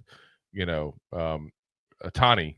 As I make that comparison all the time, is the one guy that does both sides of the ball there, though obviously different sport in baseball. As my dad says, I think Dart has much potential as Ward or Sanders. The Patriots may want Travis Hunter and may not want to trade if they're at number 1. Yeah, I mean, that's a possibility as well. But I'm okay with Travis Hunter going ahead of us. Not a guy that I personally am really interested in getting there. But I am curious, like I said, is if we move up to 3 and they drop and they win, would they want to trade with us to go ahead and get Travis Hunter? Because I do think they want Travis Hunter bad. But it could be the Giants say, let's screw, we'll take Travis Hunter. I don't know. We'll find out. As they are showing the Titans, by the way, right now, and they're showing Mason Rudolph. And I heard that the move was going to be for Will Levis to start that game. So I'm kind of curious what happened here. Yeah, Mason Rudolph, 3 for 5, 38 yards. Trying to see real quick here. Will Levis was 3 for 5 as well with 31 yards. So I'm happy to guess that Will Levis got hurt in that game. So let's see here. Will Levis. Look up and quick Google search, see what happens. They benched him. They already benched him. Wow. So they gave one last shot and they benched him already. That's pretty bad to get that. Yeah. There's not enough mayo in your coffee to go ahead and fix that scenario here. That's for sure. As Clinton says, 3-6 Cowboys. Captain America says, I believe that'd be the smart thing to do is to trade down. We have so many holes to fill. Again, you can trade down, and I get the mentality of trading down, but if you trade down, it's got to be because you have no faith that the guys available are automatic fillers for an important hole. And that's why I bring up the Will Johnson thing. We need a number 1 corner. If you think this guy's a number 1 corner, that's worth it. Because, yeah, you can fill holes by trading down, but are you filling them up with elite players? That's a key thing. It's not just fill the holes. It's fill them up with elite players. Because if you're just filling them for the sake of filling them, then you're not going to build a team that way. You got to go ahead and get good players at that point that are going to be long-term parts of this franchise. So, now, interesting thing about this year, though, is that this is a very top-light year. What I mean by that is not a lot of elite prospects, and there's going to be a lot of guys that go in the second round that are going to be just as good as guys that go in the late first round, even mid-first round potentially. So, it's going to be an interesting draft overall, and it's one that trading down makes sense for that mentality to a certain degree because of that. But you got to think that other teams also know that. Other teams aren't stupid. They know that, okay, the Giants can look at a trade down because there's nobody worth taking for them at 4, 3, whatever. They're not stupid. Now, you might get a team that's desperate to fill a hole and sees the guy says, that's the guy who's going to fill that hole for me. And they might go that route. But if we could do something like trading down with the Patriots, let's see where the Patriots end up right now. So if they win, 4, 6, 9 is their strength of schedule. That would move them to 5.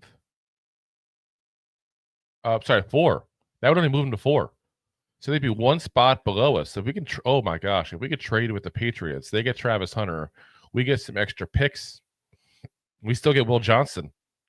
Sign me the freak up right there, guys. Sign me up. That'd be crazy if we can do that. Woo. Yeah, that'd be absolutely insane if we could make that kind of move. Get some extra picks and still get Will Johnson as they go to quarterback in the mid rounds. Woo. Sign me up. Sign me up. Not sure what you give up to move up one pick at that point there, But even if you get a third round pick, hypothetically, it's an extra pick, guys. And you still get the player I would have wanted either way, because honestly, number 3 overall, if that's where we end up and the 2 quarterbacks are taken, I would want to trade down or take Will Johnson. As of right now, at least. We'll see what happens. A lot can change between now and April, obviously. As we got Brandon Vlog says, hey, I'm new. I'm an Eagles fan. Well, we all make mistakes, man. The first step is admitting the problem, and I appreciate you doing that right off the bat. No, man, welcome. like I said, we got a lot of Eagles fans that pop in occasionally there. So I don't know if Dakota's still in the room here, but you'll have at least one friend here, that's for sure. Like I said, but we don't hate fans of other teams. We don't want to be that. Don't get me wrong. We'll talk some trash about your team, but I don't want to ever be that guy that just is that negative that just feels the need to attack fans of other teams. It's ridiculous. Especially, let's be honest, guys. The Giants have sucked for the last 10 years.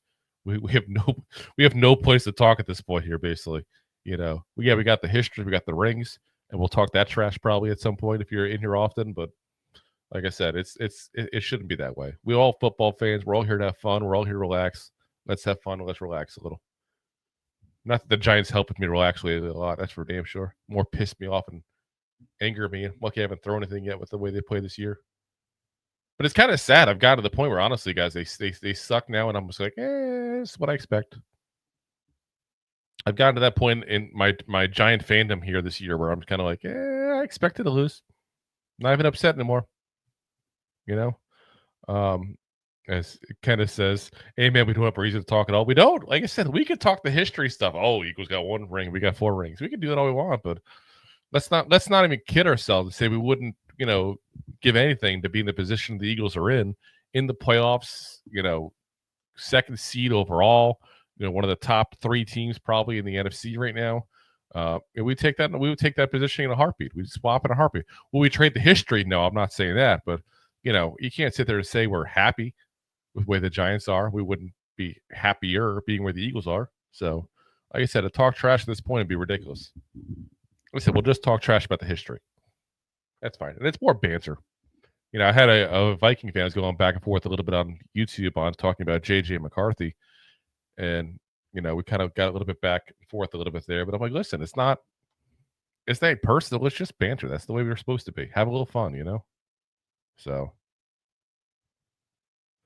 all righty. So they're talking right now on the Eagles, talking about to Nick Sirianni. You got everybody warming back in the field, so we should be back up here shortly.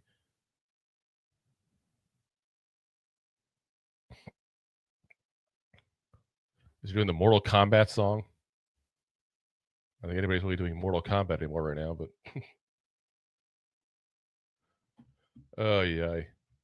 So yeah, we'll see what happens here, guys. The rest of this game, but my hope is that it continues happening the way it's been happening. I hate to say it that way to a certain degree, but like I said, I do hope we see a change here with this team going forward, because the losing's got to stop, guys.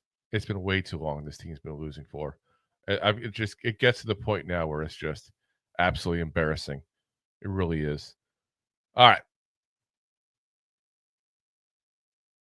Here we go. Big kick return coming. Oh, my gosh. Eagles are started with the ball around the 45-yard line of the Giants side of the field, guys. Ooh. Wow. Not good. That's for sure. Not good. Well, I guess you say it could be good, depending on where you want to be at. If you don't want to win, I guess it's good. Oh, my God. Let's see here. Try to look at the review here. Dane Belton almost got him. But, almost only costs and only counts in hand grenades and horseshoes here and darts. Shuffleboard, I guess, too. There's a lot of things that counts in.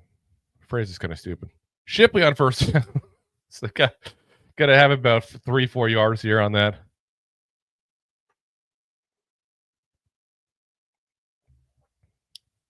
Nice thing will be here is they got a great position to start there. If you're like me and you want to tank and you want to lose here, you got an obvious chance here to lose and go ahead and get some more points to the board, extend that lead. Not that I'm really too worried about winning at this point here. We got down by 10, quarterbacks at 80 yards passing. Like, this is definitely not the Drew Lock from last week. That's for damn sure. Last week's Drew Lock has apparently been, left behind at MetLife Stadium. Anybody here, by the way, if there was planes over today? I was hoping to have a plane. I know it's at the Eagles Stadium, but I thought it'd been hilarious to have some anti-Mara planes going today during the game. Alrighty. 3rd and 4. Shipley's going to get about a yard or two, and that's it. So you got a 4th and 2. They're playing extremely conservative, by the way, now on offense, it looks like. I wonder if they've kind of just, I wonder if they've kind of just given up to the fact that let's just move off in this game. It's over. Kenneth Perkins says, you made a key point. I've been saying the Giants have gotten too far from historic Giants football, dominant defense, and an established offense. Oh, yes, we have. The key to football, I've said this all along, and I will continue to bang this drum as long as I have this platform to do so. The key to winning football is 2 things. Very simple. It is not rocket science. And no matter what changes in this league, that does not. Control the line of scrimmage and have a good quarterback. Look back at the Giants with Eli, for example. We had a great pass rush. Strahan, JPP, OC, Justin Tuck, Kiwanuka. We had a great offensive line. The McKenzies, the Sean O'Hara's, the Chris Snees. We had some great players at that point. We controlled the line of scrimmage on offense and defense. And we had Eli Manning, that I know it's kind of a controversial thing to some people now, because you got him up for the Hall of Fame right now, and a lot of people are anti-Eli to the Hall of Fame. But Eli Manning was a great quarterback. I'm sorry. I'm just saying it point blank it was. Giants just didn't do him a lot of favors later in his career, or else he might have, gone to the playoffs more often and be looked a little more favorable. But that's what the key was. You can go back to the old days of the Big Blue Wrecking Crew. We had the LTs, the Banks, the Leonards, the guys who controlled the defensive line of scrimmage at that point there. Offensive line of scrimmage, you had a good offensive line back then as well. You had Phil Simms as the quarterback, who I know some of the younger people may not realize how good Simms was. And he wasn't elite, don't get me wrong, but he was an above-average quarterback. Compare his stats to the people of his time, and he looks a lot better than comparing it to what you see nowadays. We controlled the line of scrimmage. We had a good quarterback.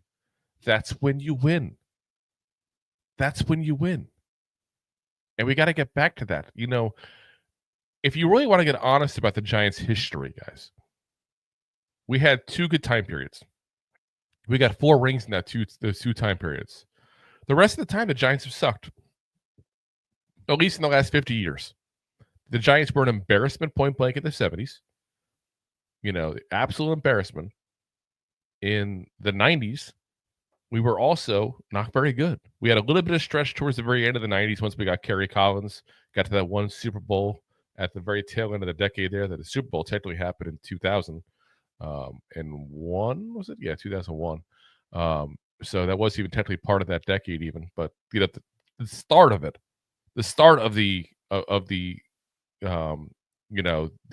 resurgence, so to speak, was there. We got Kerry Collins at the very end of the 90s. But for the most part, you had the Dave Brown years and all. We had bad offensive line back then. We didn't have great defensive line besides Strahan for those 90s as well. And Keith Hamilton, those 2 were good. We had that 1 year. Correct me if you guys can help me here, but I can't remember the name of the guy who had 1 good year at 10 sacks, went off for the Colts. And I can't remember his name for the life of me in the 90s. I want to give credit to people who did do good in that time period. But, guys, we for the most part, we've had those 2 times that we've controlled it. And that's it. Since Eli's left, we've been crap. The offensive line has been crap. The defensive line was not been great either. Besides, Dexter Lawrence, obviously, has been very good this current time period. Brian Burns, I'll give some credit to because I think he's had a good year, especially considering the injuries he's had. But, guys, we have lost our way. And what I mean by lost our way is we lost the ways that have helped us. I don't even say I can call it our way because we've had 2 good time periods, really. As Tracy, oh, my God, dude, he's just dragging Eagles defenders along. Oh, my God. Like I said, guys, if you can't like this kid, Tyrone Tracy Jr., I'm sorry, just start rooting for the team. He's freaking amazing. I love the attitude and what he brings to this team here, guys. Absolutely amazing the way he plays. Let me see real quick. I'm curious in the box score where he's even at now.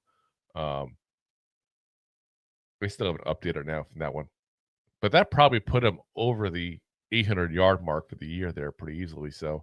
We'll get to the stats a little more, I guess, later on when they update things. Google hasn't been the best, but like I said, guys, we got to find the old school Giants way again. Control the line of scrimmage, get a good quarterback.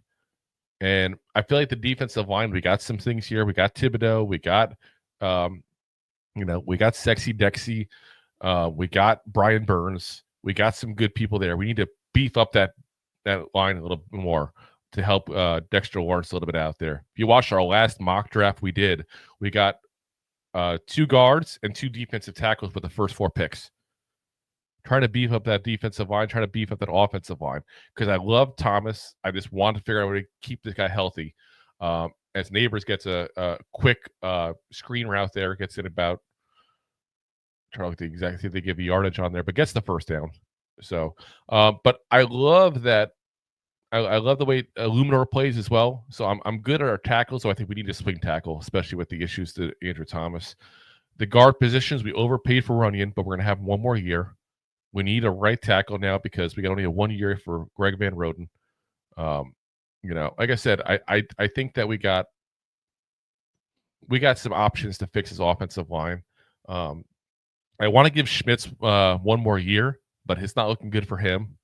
If we can get a mid to late round kind of pick on a center and try to develop him, that wouldn't be the worst move in the world. Or keep Greg Van Roten 1 more year, maybe move him over if we need to replace JMS if JMS has another okay or bad year. But that's where we're at. Let's see here. My dad says nobody wants to win today. Yeah, probably not. Ken Perkins, yeah, you're speaking facts. Robert, 100% correct.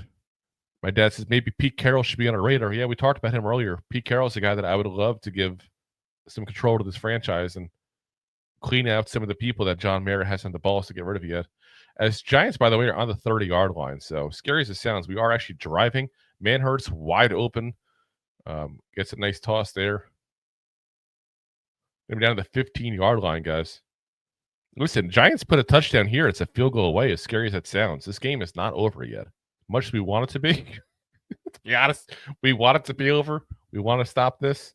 As Robert says, old school Giants was power running, game play action. Yeah. I mean, that's what was a lot of what the play calling was back then. We had the run set up the pass. Again, football can change, guys. It changes over time. It really does. In the end, the science is still solid. You go ahead and you get control the lines of scrimmage, and you get a good quarterback, and you'll be fine. It's Wan'Dale Robinson fighting for yards here on an end around there. Got to get about 4 or 5 yards on that. Again, another great guy that I want to keep there. He's got the drops issue, same as Neighbors does, and Wan'Dale Robinson. But Wan'Dale Robinson is a guy that I'm telling you, you put this kid with a good quarterback, and he's going to be a 100-catch guy. I still swear by that. He's got that abilities. He is going to be a really good player if we get a decent quarterback here. I'm very high on Robinson. Just him and Neighbors got to learn on the drops this year. Got to figure that out. So 2nd and 6, guys. So it was a 4-yard gain. Got to get down about the 4-yard line here to get a first down. His Neighbors, oh my God, drops it on a handoff. That's what I was saying. But that also, much like the one earlier, would have been probably a negative play if they had gotten it. So, see, Derek says, God, I think we should stack Wallkill high school defense against Locke and this Giants offense, and they would score more points than the Giants offense with Drew Lock at the helm. Yeah, this is not a good offensive team at all. And again, you have an offensive head coach with an offensive offense. Like it's a flat out. It's not even NFL worthy, guys. It's as offensive as it gets to watch this as a Giant fan. And like, this is what you put in the field here. 3rd and 6. We again pass to a guy short of the sticks. That makes a lot of sense, huh? You got a guy being like triple covered. Again, you get the pass in, give him the credit for that part. Neighbors catches the ball, give him credit for that. But you knew there was no shot he was getting a first down with this. Unless they're going for 4th down, and that was the plan off the get-go. But 108 receptions, most in team history in a single season now from Blake Neighbors, guys. Imagine that. Woo. Breaking a single season record. With these quarterbacks, we are going for 3 points here, guys. So, Graham Gano getting what could be his last field goal as a Giants. I'm not so sure we keep him there, as Neighbors is hobbling around a little bit there, guys. Again, we're not worried about short-term injuries right now because the last week of the season here. But honestly, again, if he's hurt, he's got the record now. Let him just sit on the bench, guys. There's no reason to keep playing these kids. He's done. He's got his record. Let him go. But great season by Neighbors overall. Again, the drops are an issue. I'm not ignorant to that fact there. I'm not saying a perfect season, but for a rookie, like, what are you expecting? He's literally setting franchise records in his first season with the Giants. That is as good as you can expect. If you're expecting better than that, then your expectations are way too high. Nice thing is, though, guys, we at least put some points up. We avoid the goose egg, and we didn't score a touchdown. So we're still down by a touchdown. Hate to be the negative guy here, but and be rooting for the tank, but I'm doing it. It is what it is at this point. It's tank time.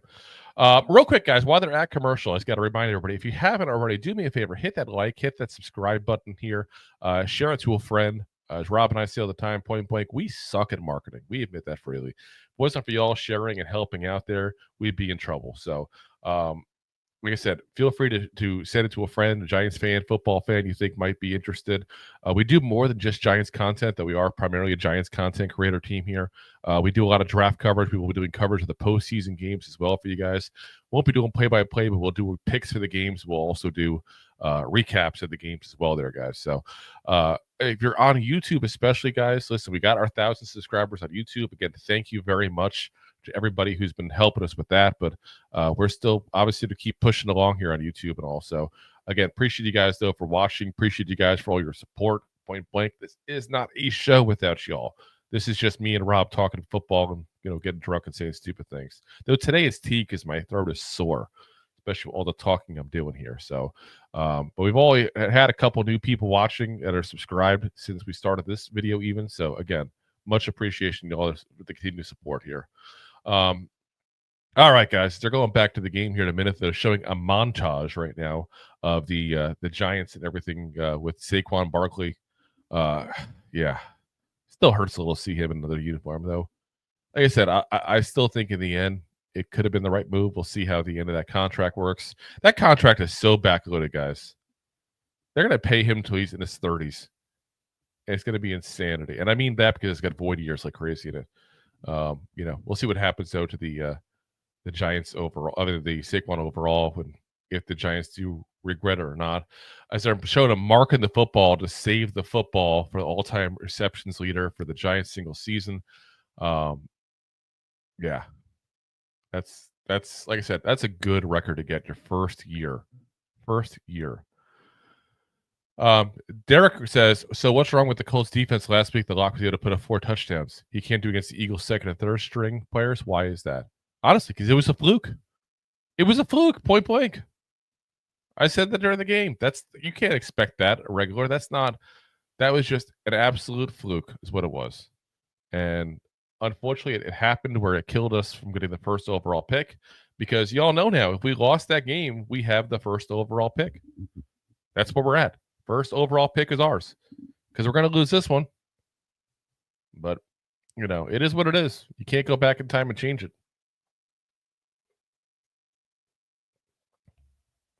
But again, culture, I know people say, oh, we need to put the culture. I agree with that when we're like, halfway through the season and we're losing. To change it up, change the culture. But when you're this far in, listen, trust me on that. There ain't no difference between a 2 or 3 or 4 win culture. Point blank. As Deb says, Locke's always been consistent, shows signs of greatness. As we got a batted pass there, by the way, guys. So didn't get a chance to fully see it here, guys. We're trying to show you, go to the next question here, but let's see. They're showing the replay now. Batted down. Ooh. Wow. That was a good jump there by Anthony Johnson Jr. But yeah, that was just smashed down to the ground there. So nice play, but nothing crazy at that point except to lost it down. But Deb says, Locke's always been inconsistent, shows sign of greatness, followed by trash. It's why he was available. Well, honestly, Seattle wanted to get him back as a backup. They said that point blank. But the Giants has offered him more money. But again, the Giants should have brought in legitimate competition. I've been beating that drum, and I'll continue to do so. Should have brought in a legitimate competition for Daniel Jones. I don't know why they didn't. Absolutely stupid. Derek says there's still more than enough time for the Giants to screw up this potential loss. Don't you say that. Don't you say that. Oh, my gosh. You're not wrong, but don't say it out loud. I don't want to think of that option. Oh, we want to lose really badly here. We want that pick. 3rd and 5 for the Eagles, by the way, right now. And there we go. Sacked by Thibodeau. As we're talking about him earlier. Brian Thibodeau with the sack. 5th sack on the season. So,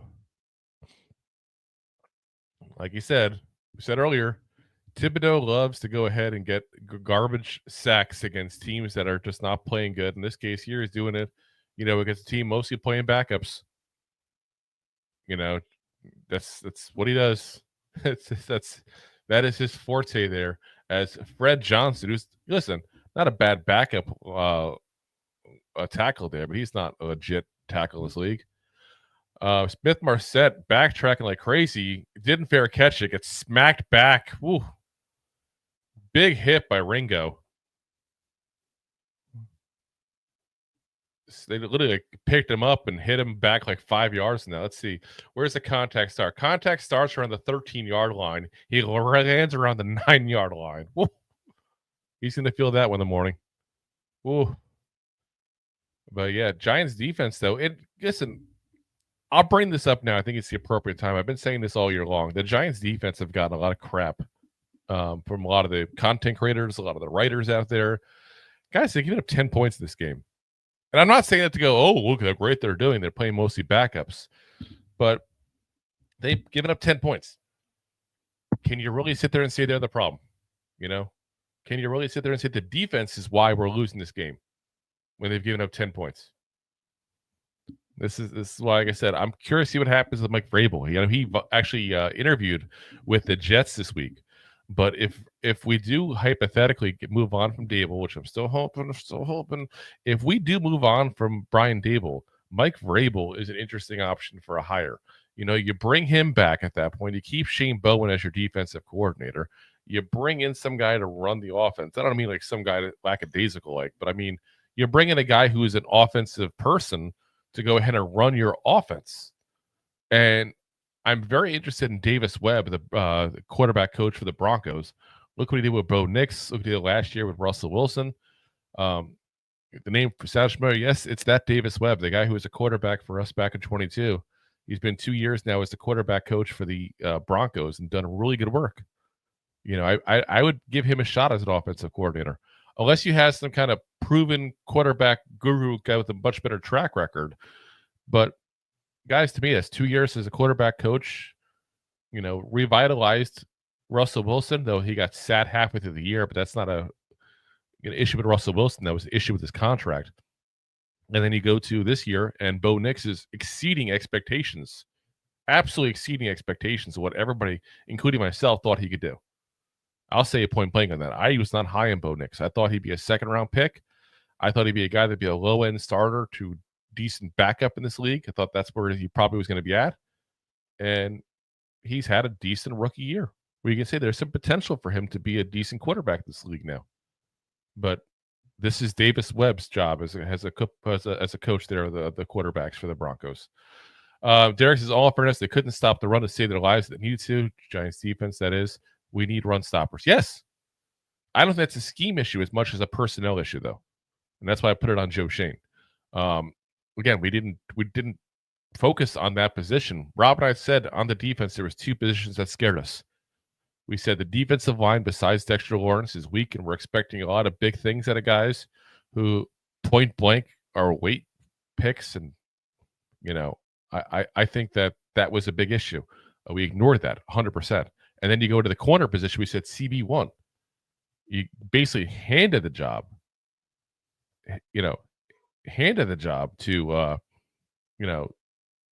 to Deontay Banks, who quite frankly isn't good and showed you last year that he was bad. And we ignored those two spots as, well, I don't know what the hell they just did there. They threw the ball over to Wan'Dale Robinson is right behind. Looks like Darius Slayton there. I couldn't see the number as I went to go double check. He ran right into him. Yeah, it's just bad play call, bad execution.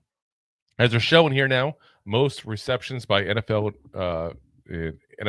most receptions by rookie in NFL history. Malik Neighbors at 108 is now tied right now for Bowers. Bowers is obviously going to play at 4 o'clock here today. He'll probably break that record himself. So Neighbors will have the single season Giants record for most receptions as a Giant. He will have second place probably in all-time NFL rookies. So, yeah, again, I bet as good as a season as you can possibly get. And I'll give you this. He has the NFL rookie record for most receptions by a wide receiver. Because, again, he had the record was, was for receptions, and Brock Bowers is a tight end. So he had the rookie record for all-time leader for receptions as a wide receiver. So there's something there. Again, it's an NFL record. Still matters. Still means something. Doesn't mean that for the team, but too much there. But it means for him, he's had a great rookie year, especially with those quarterbacks. Again, I cannot stress it enough. As the Giants are about to punt again, 4-5 here, so they are done with that one. Punting it back there, got a fair catch call for getting on the ball about the 38-yard line there for the Eagles. As Dotson calls to that fair catch. And I hate to say it, but I want the Eagles to score here. Still a little close for my taste here. 3:47 left in the third quarter. So we'll see what happens here, but I'd like to see some points scored by them just to extend it out a little more.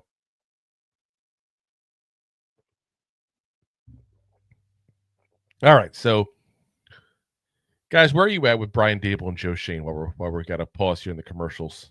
You got about 80 of you guys here in the chat here, so let me know. Are you pro Daboll and Schoen staying? Are you pro Daboll and Schoen going? Are you pro keeping Schoen and making Daboll go? I mean, where are you guys at here? I personally, I want both gone. But that's part of my reason is because I think we're rebuilding the team as a whole again. We're restarting to rebuild here. And you don't start a new process with the old regime. It's where I'm at. You don't start the whole thing. And you can't have a lame duck coach with a rookie quarterback and all that kind of stuff there.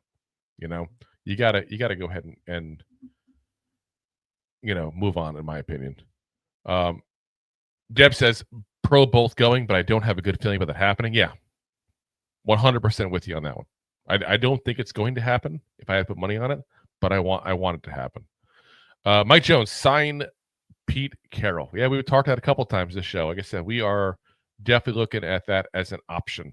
That a legit option. Like I said, I would put him in as a place where he has control over some of the front office moves even, and clear out some of the garbage we've had here for years and years.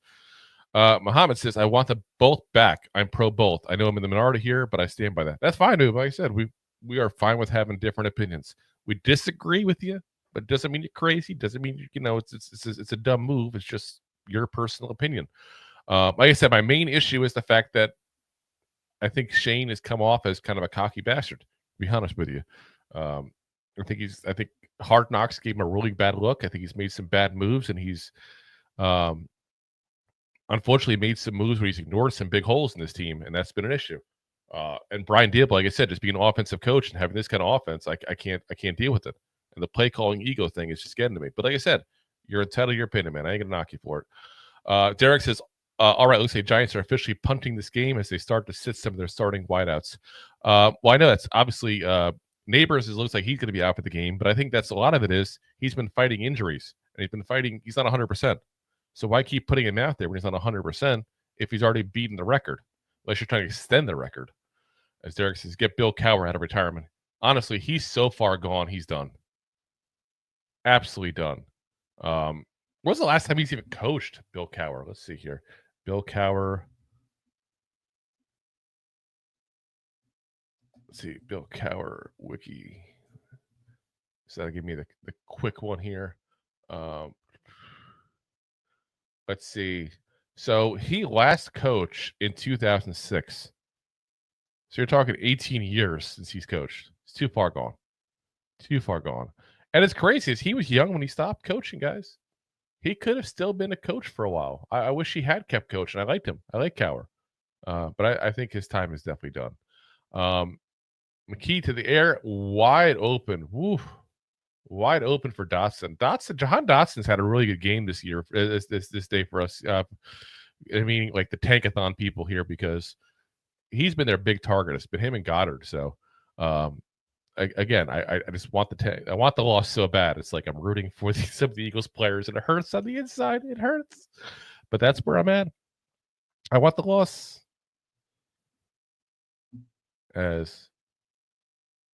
As Muhammad says, yep, all good. We have different opinions, and that's perfectly fine. Exactly. How boring would the world be if we all agreed on everything?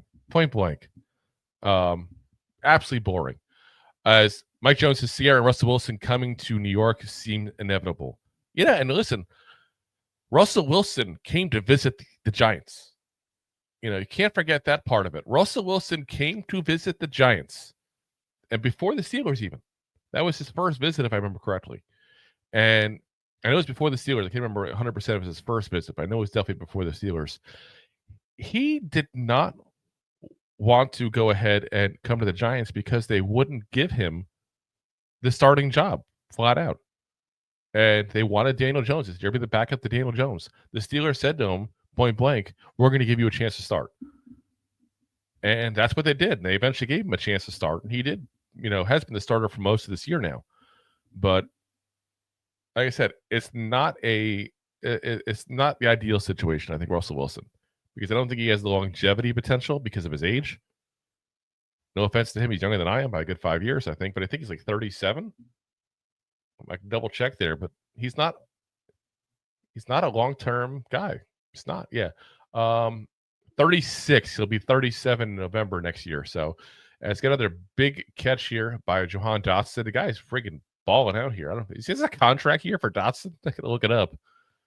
He is just absolutely balling out today. Obviously, against not the best competition, not because it's the Giants in general, but also, Giants don't exactly have a healthy secondary either. All right, let's see here. We got 1st and 10 for the Eagles. They are at about the 14-yard line. Gets a nice run on 1st down. Derek says we could use a Tom Coughlin type of head coach. He would never let the offense play this poorly. He would be ripping guys in the sideline all game long if they play like this. I don't think that's Daboll's problem, to be honest with you. I think his emotions, if anything, are part of his problem, because he is the yeller on the sidelines and all. But I think he lets his emotions get the best of him, and not, and emotion can be a really good thing. And it could be also a really bad thing. And I think it's definitely gotten to the bad thing. As Elijah Chapman is being helped off the field, by the way, right now. He had to be helped by the training staff. 2nd and 3, by the way, we got coming up.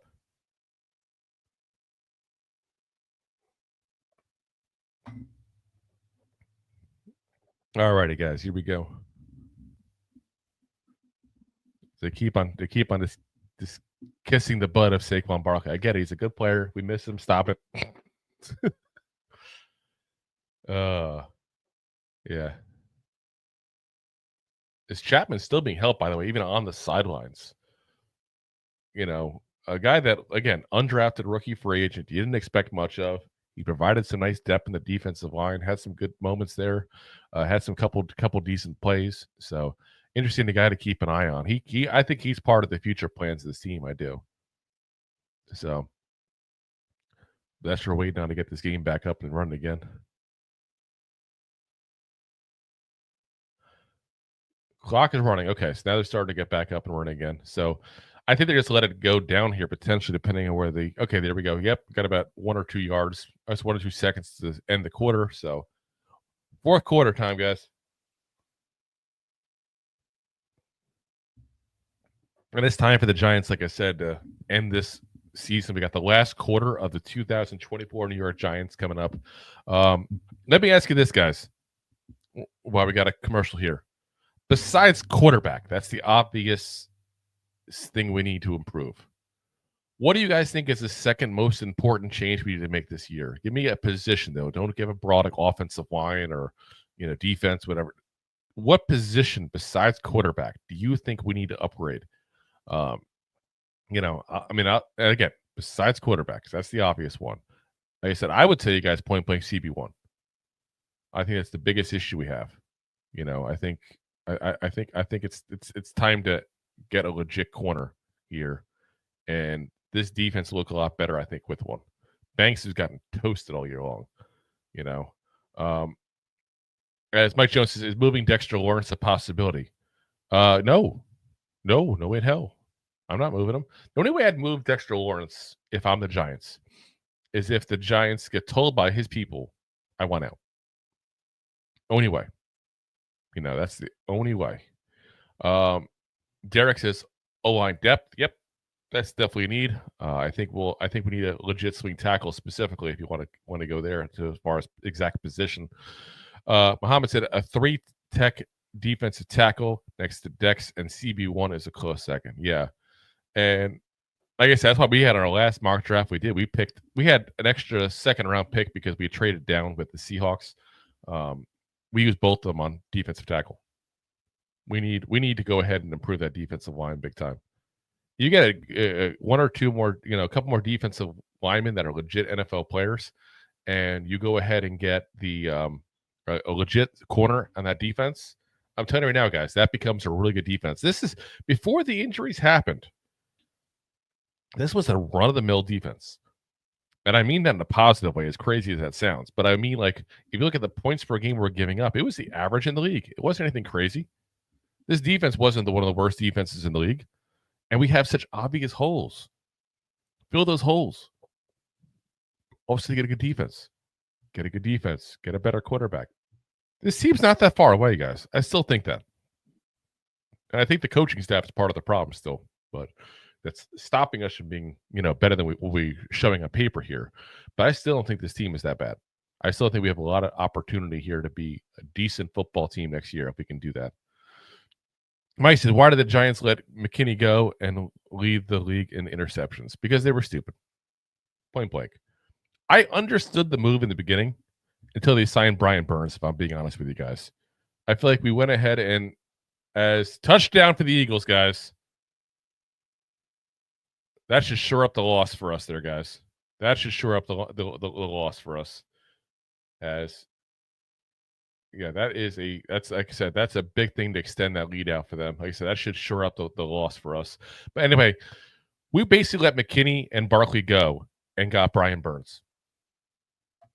We could have that conversation potentially, but I still wonder who would I rather have? And I probably would take McKinney and Barkley over Brian Burns, guys. Not a knock on, not a knock by any shape of the imagination on Burns. Like I said, Burns has been fighting hard for us. He's been doing the best he can with the injuries he has. Like, I'm not trying to knock him. I just think those two together are better. Derek says Newman is going to fill McKinney's role just fine. I do think that, but imagine having Newman and McKinney. Throw that out there. Newman and McKinney. Not that we probably would have drafted McKinney in the second round if we had re-signed McKinney, but imagine that duo. That would have been freaking awesome. I mean, literally, Newman is like one of the best rookies out there right now. He leads the NFL rookies in tackles, and he hasn't played in how long? That's insanity. Let's see here. Let's see if I can find out the exact numbers here where we're at. So rookie tackle leaders. This is according to Stat News. Oh, he did lose it, it looks like, actually. So he's officially lost that, but he had it. Looks like Bullard has been pushed out in front of him into 59 tackles. So he had one more game. He's also had some injuries there. But, I mean, you still got a guy who's one of the best defensive rookies in the league right now, guys. And I think if he continues playing the way he was playing, especially towards the latter part of his season, and you go ahead and get him a little bit better as far as the center field part where he starts getting some of these interceptions, he's got it in him. He showed in college he has it in him. I think he's going to be a hell of a safety in this league. I really do. What's interesting, though, guys, is the Giants have two of the top 10 leaders in touchdowns. In tackles from rookies. Because Drew Phillips is number 10. So you have number 2 and number 10 in the league in tackles. Both guys in the secondary. So Muhammad says, I agree with you on that one. I'd rather have Saquon McKinney over Burns. He's good, but he's not an A-list DE. while both other guys are A-list in their respective positions. Yeah, I mean, what it boils down to really is this is a draft. This is a positional value thing. Same as you look at it in the draft. And in their eyes, getting a guy they thought is an elite edge guy is more important than having an elite running back and an elite safety. Now, like I said, again, same way we talked about before when you and I disagreed. I can agree or disagree with that. It doesn't matter. I can see the validity of both sides of it, though. And what it all boils down to is you can also throw it this way. Would you rather have Saquon and McKinney, or would you rather have Burns, Newman, and Tyrone Tracy Jr.? Because that's part of that equation as well that I probably should have included earlier. Like I said, I see pros and cons on both, but I probably would have preferred having Saquon and McKinney, personally. So, Mike Jones, is drafting Sanders and bringing his dad on as a coach an option? I hope not. I don't see that happening personally. I don't think that Sanders is leaving Colorado either. Like, that man walks around like a god on that campus. He can do whatever he wants, point blank, whatever he wants. And he probably is. Let's be honest. He probably does whatever he wants. I don't think that's what's going to happen at all. As G says, no, please. Like I said, I don't think it's. I think Sanders likes being in college. Point blank. He likes the autonomy he has. He likes the ability to do whatever he wants to do. He's not going to get that in the pros. And he keeps talking about it. And I hope he's genuine when he says this, that he really likes the idea of being a leader of young men and, helping them develop into who they're going to be as adults, since they're obviously just young adults at that point, 18, 19 years old. Who knew who the hell they were at that age? I didn't. But he gets to be a big part of shaping them. And he seems, at least on paper, seems to really like being part of that. And if that's the case and that's genuine, then great for him. Honestly, if that's your calling and you love doing that, then do it by all means. Look at some of the people he's had come out, like Travis Hunter, for example, was just an excellent human being. I mean, he's obviously was before he met Sanders as well, but don't think that Sanders didn't help him there. Neighbors, by the way, is going back into the game here. We've got a 2nd and 7 going on here. Got 5 receivers while he got a empty backfield shotgun formation for Locke. And there's a quick route to Robinson, who escapes tackle, gets 6 of the 7 needed, so it'll be 3rd and 1 coming up. There's, unfortunately, I think we are going to be bad enough next season that we'll likely get Arch. I hope not. I hate the idea. Like, some people legit want to lose next year and go Arch Manning in the draft. I'm like, why would you give up yet another year for a quarterback you hope is something that you don't know? That to me is just a little asinine. I can't get behind that. 3rd and 1, guys.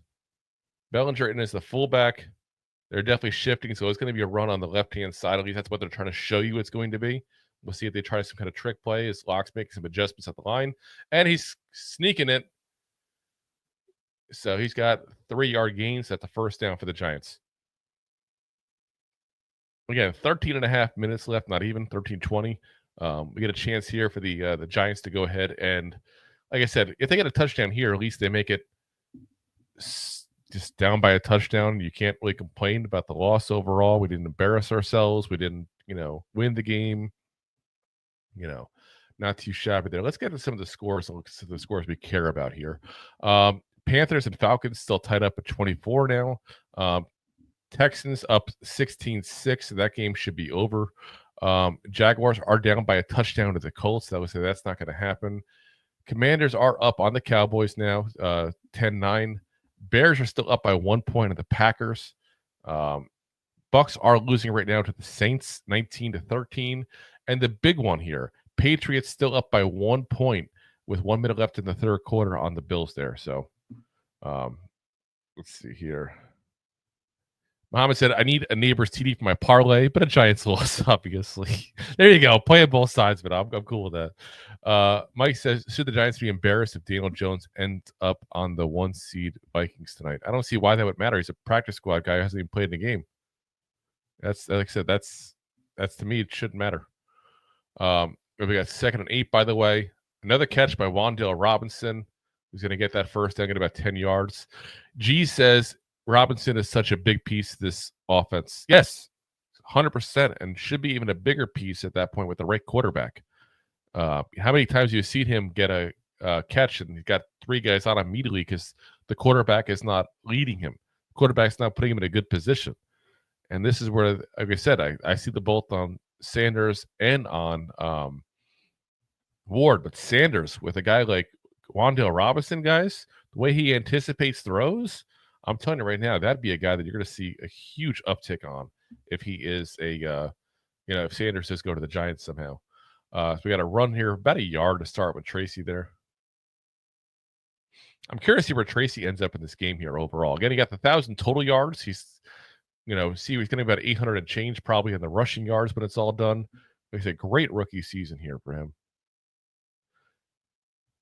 Let's see. Derek says, I like for Daboll to pull Locke and let Tommy place these last few snaps. Locke isn't going to be here next season. Go with the guy that's likely to stick around. I don't think either one. I really don't. As we got another quick shot to Robinson, who dropped it. I mean, not the best throw, is a little behind him, but still hit him in the hands. This is the one issue I got with both Robinson and Neighbors. Both of them are very drop prone. Oh my gosh, we showed a fumble by the Titans. We're in the old Oilers uniform here, as the Texans just got a defensive touchdown here. Again, Titans will definitely lose that game now. Definitely losing. Like I said, we might move up to 3, but we're not moving up past that, it looks like. 3rd and 8 here. Locke's got a good amount of time. Deep shot to Neighbors. There's your touchdown. Did he get in? There he is. Muhammad, there you go. There's your parlay. 45-yard score, guys. That is, and they're commenting on the TV thing too as well, but they're 100% right. Like, look at the footwork of those of you guys watching the game. He's got to come back a little bit, goes backwards, gets the hit, turns around. You can see him looking at the sidelines to make sure he's staying in balance, moves his arm off to go ahead and make sure it gets out there. So, like I said, that's a great play by him. I said I cannot wait to see what happens with this guy once he gets to be with a good quarterback. I'm telling you right now, the potential for this kid to do, like, oh my gosh. Let me pull up the numbers here. Neighbor stats. All right. So going into this game, he had, let's see here, 1,140 yards, 6 touchdowns, 100. This might actually be, I don't know if they're including some of the game here today. It's hard to do mid stats like this, but I'm telling you, he's going to have like absolutely amazing numbers if we can get him a decent quarterback. This is a guy that could go into that category of like 1,500 yards a season easily. You can make the case it wasn't for the actual injuries he would have done this year. I mean, this is a guy that point blank has missed a couple games, hasn't been healthy, and he's still got the job done. So, yeah, like I said, I'm so psyched to see what he can do with a good quarterback. Let's see here. SG says, got that TD. Congrats. Derek says, great play by Neighbors on a poorly thrown ball by Locke for that TD. Yes, 100%. Muhammad said, yes, sir. Now let's lose this game. Congrats again, man. Deb says, do you think how we place in the draft will affect the decision to keep Joe Dabes? If we fall out of QB contention, maybe apt to clean house. Honestly, I don't think that should matter. It really shouldn't. I mean, if you're evaluating a coach and a GM, you should evaluate it by what they've done. You've had 3 years. They had 1 winning season. That's it. And again, if we look back at that, we won a lot of games very close, had some kind of fluke things to happen. We can go back to 22. We had the Jacksonville game that I was at over in Jacksonville. And we stopped, I forget what receiver it was. We stopped him at the 1-yard line to get the win. Like, we had everything go right for us that year. That's what it is. You can't even look at that year anymore and go, oh, well, this happening because of blank. No, like, what happened to that game there's a clear, a clear showing of what that season was. We had a lot of fluke things go our way, and we won. And then ever since then, we've been crap. It's just, and then you go back to the last couple of drafts prior to this one. Again, spectacular draft, this one. Can you tell me one difference maker from the first two? That's where I'm at. I can't tell you one. Jesus, he has Steve Smith. Yeah, he's got that kind of abilities. Dips, I know. I'm just desperate for change. We're all desperate for change. Mike says, is Cam Ward the answer? I don't know. To be honest, I don't know if a single one of the quarterbacks are the answer. All I know is it's kind of like at this point, it's like when you get a test and if you leave it blank, you're getting it wrong. You might as well try to put something in there. That's where I feel like these quarterbacks are. Like you're going to try to put something in as a hopeful answer and just hope you're right. G says he passed Steve Smith. Derek says, this was Joe Schoen's best draft class by far for us. Yes, he made some really bad decisions in the past, but he definitely hit on this year's draft. 100%. 100%. So, by the way, to show another interesting part that he did pass Brock Bowers now. But again, Brock Bowers hasn't played yet. Brock Bowers gets 2 catches in this game coming up. He will have surpassed Neighbors, assuming Neighbors doesn't get any more catches. Now, Giants, again, down by just a touchdown, 10.5 minutes left. I hate to say it, we got to root for the defense to give up a touchdown here. So I don't mind the fact that we've given up, we got a touchdown, but I don't want to risk winning this game. I don't want to risk it. They're talking about, they're talking about Neighbors here, saying he was watching some of his old college tape and was talking to his old coaches there. Said he didn't think he was playing back when he was in college. Interesting though, because while you're reaching out to, your college coaches when you have your actual pro coaches there. Again, this is another sign to me that Daboll's got to go. Got to go.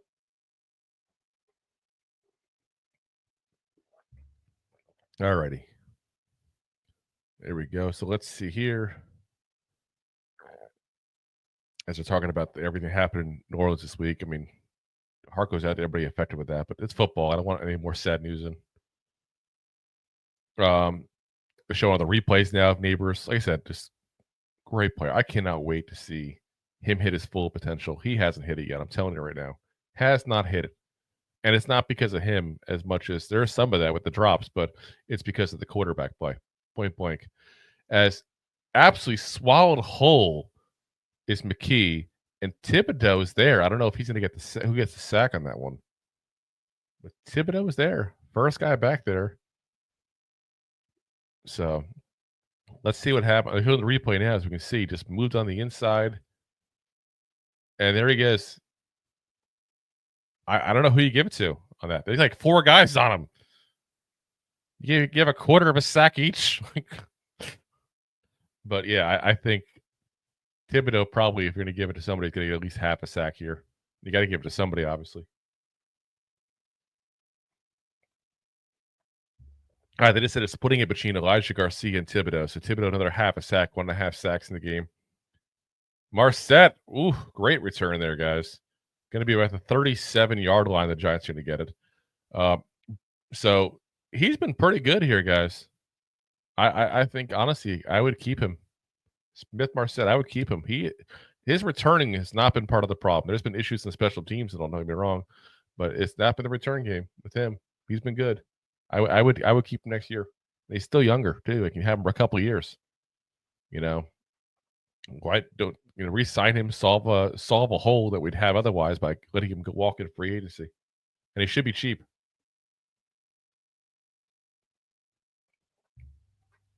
I can't imagine him being an expensive player to keep. That's for sure. I mean, the guy was walking around the streets there for a while before we signed him. He wasn't an early signing by any means.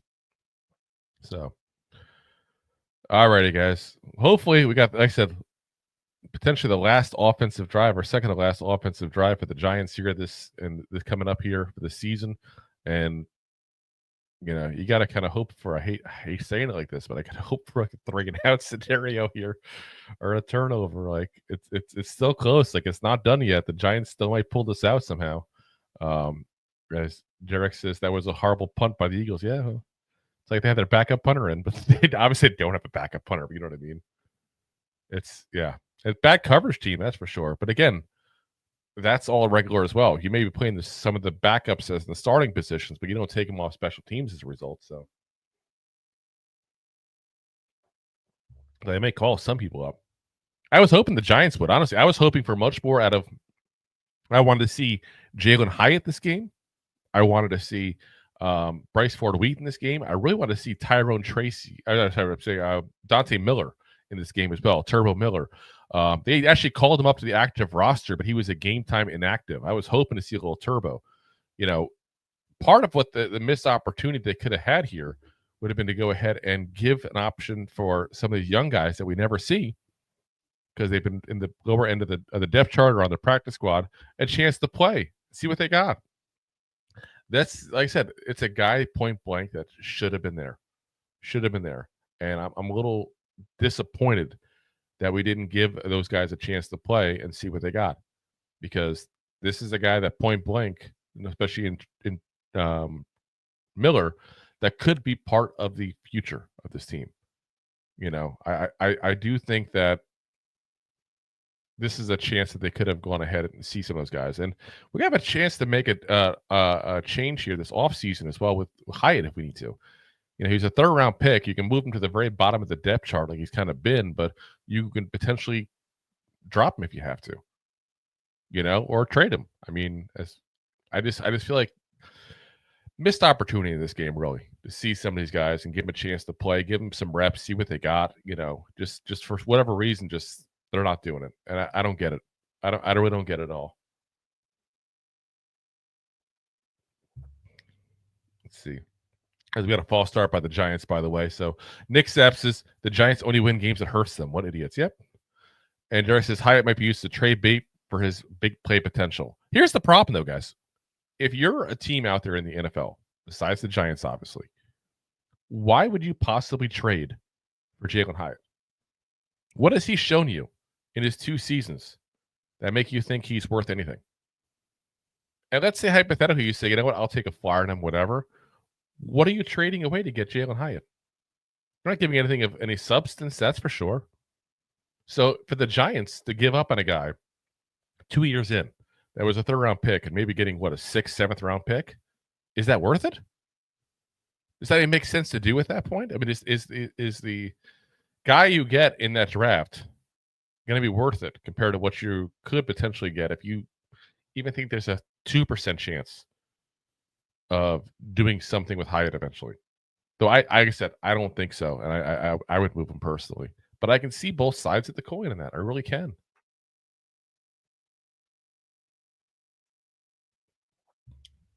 As we get another flag there, they did stop the play, which usually means it's on the offense, unless they thought it was a safety issue for the quarterback. Booker looked like he was the one who moved. We'll see.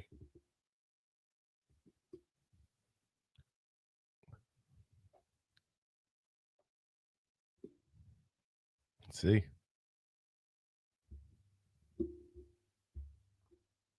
A lot of talk here by the refs. It was a simple play.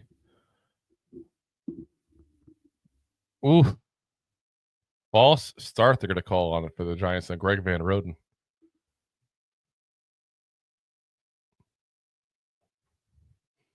All right, they're showing here the Bears and the Packers here.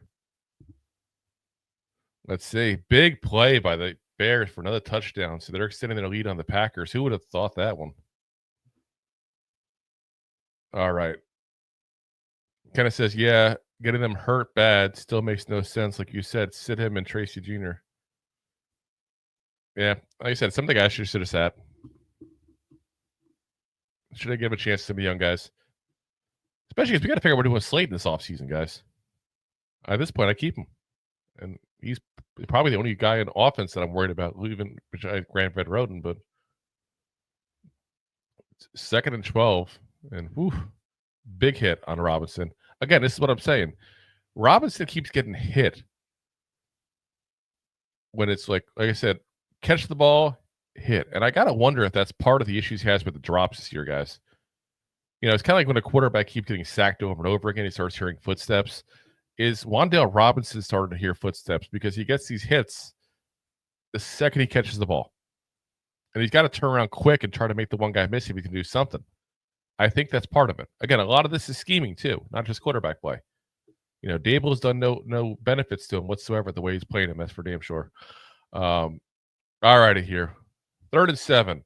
Locke is under a lot of pressure. Just chucks it away, guys. We got 4th and 7 coming.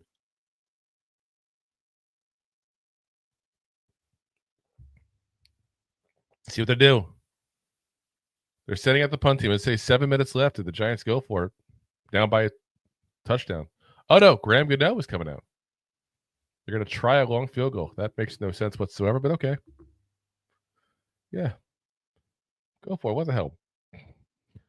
Derek says Giants should do their best to keep Slayton. Yes. And I think Slayton wants to stay here, guys. I really do. I think Slayton wants to stay. I think Slayton is the guy that should stay. As kick goes up, and it is right down the middle, guys. 53 yards. Like I said, great time with the Giants Gano's had, but again, this could be his last field goal ever with the Giants. Barely clears the crossbar. Guy's been injured a lot. He's getting up there in age. He's making a lot of money. I think it's time for a new kicker next year, honestly. As much as I have respect for, like I said, everything that Gano's done as a Giant. He's done a lot of good stuff with them. But so 4 points the Giants are now down by, guys. So we really need the Eagles to score here if we want to keep losing. Keena says, just imagine having Saquon, Odell, and Neighbors in the same team. What? That's not possible. Odell's not even Odell anymore. Honestly, Odell, I wouldn't be shocked at all if the Giants have a conversation with him about coming back. I just don't know where he's at mentally as far as is he going to go into that background position, so to speak, with them at that point. I don't think that's in him. I don't think it's his personality. But if he's willing to do it, like I said, it'd be a great story for the Giants to bring him back, that's for sure. Prez, I hope I'm pronouncing that right. If I'm pronouncing it wrong, let me know. Says, if winning this game actually mattered, there's no way he makes that kick. Well, he barely made the kick. I mean, again, the players are going to keep on wanting to win, that's for sure. It just helps them. All righty here. We're going to touchback is going to be for the Eagles. As they're going to give an update there on the Bucks and Panthers game they're showing. Looks like Bryce Young gets another touchdown. Panthers are back up again, guys. Bryce Young, I'm telling you, man, ever since he came back being bench, he's done so much better. It's not even funny. Derek's only says sign OBJ only if the price is right. Well, of course that. I'm not giving him any money. I give him a veteran minimum deal, basically, or slightly above, and that's it. Again, he has to be at the right place mentally to do it. I don't want a prima donna OBJ. I don't want a problems OBJ, but I want an OBJ that could potentially be a guy that you bring off the bench because a couple catches a game. And like I said, it's a great storyline for the Giants and for the fans for next year as well. So, you can do a whole lot worse, that's for sure. Plus, again, he may have lost in what made him special physically, but he is a guy who has been, a guy who knows a lot as far as route running, how to use the skills and stuff like that. He may be at help to Neighbors, but again, you got to make sure he's a help to him. You know what I mean? A hindrance. If the OBJ that's fighting with kicking nets and that kind of stuff is coming back, then I don't want him. That's just a distraction at that point. Derek says, yeah, not the OBJ that's kicking kicker nets. Yeah, exactly. That's what I'm saying. Like, I don't want that guy. I want the guy who's going to be there as a mature person in the room. And no offense to OBJ, I'm not sure he has that. Just not sure he has it in him. And if he doesn't, like I said, time to go. Time to go. All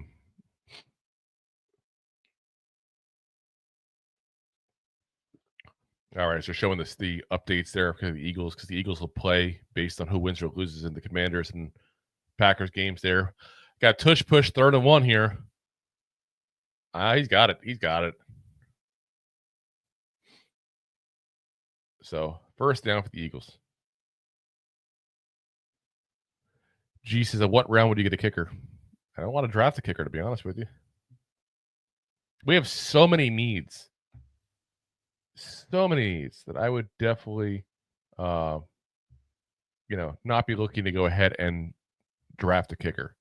Unless there is some like amazing kicker that I think is going to be like a guy's going to be in the league for years and years and years, the answer to the position for the next 10, 15 years, it's got to be that level of a guy for me to be interested. And I don't think there's that guy in this draft probably.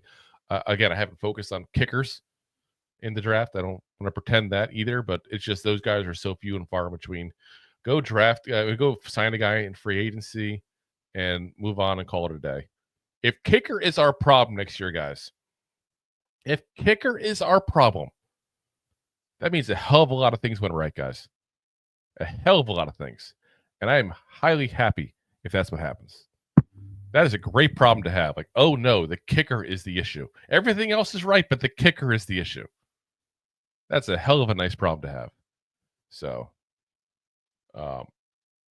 as they're showing here, it looks like we got Ty Summers, the linebacker, on the sideline shaking up there. So we'll see what happens there. 2nd and 10 here. Quick route. There we go. That's by Smith. They're getting about 8 yards there. So, like I said, I hate to root for the Eagles right now, but I want them to score here because you got 5 minutes left, guys. The Eagles score anything at all here right now. I should say everything. But if they get if they get a touchdown here at the very least, it's over. If they get in a field goal and go back up by 7, it makes it a very difficult thing for the Giants to come back. That's for sure. So we'll see what happens. All righty. 3rd and 3.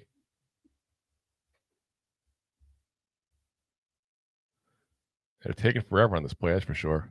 Taking time off the clock. We go quick route, and it should be a first down, barely, but yep, got a couple yards on it, but that's it. But that's still a first down.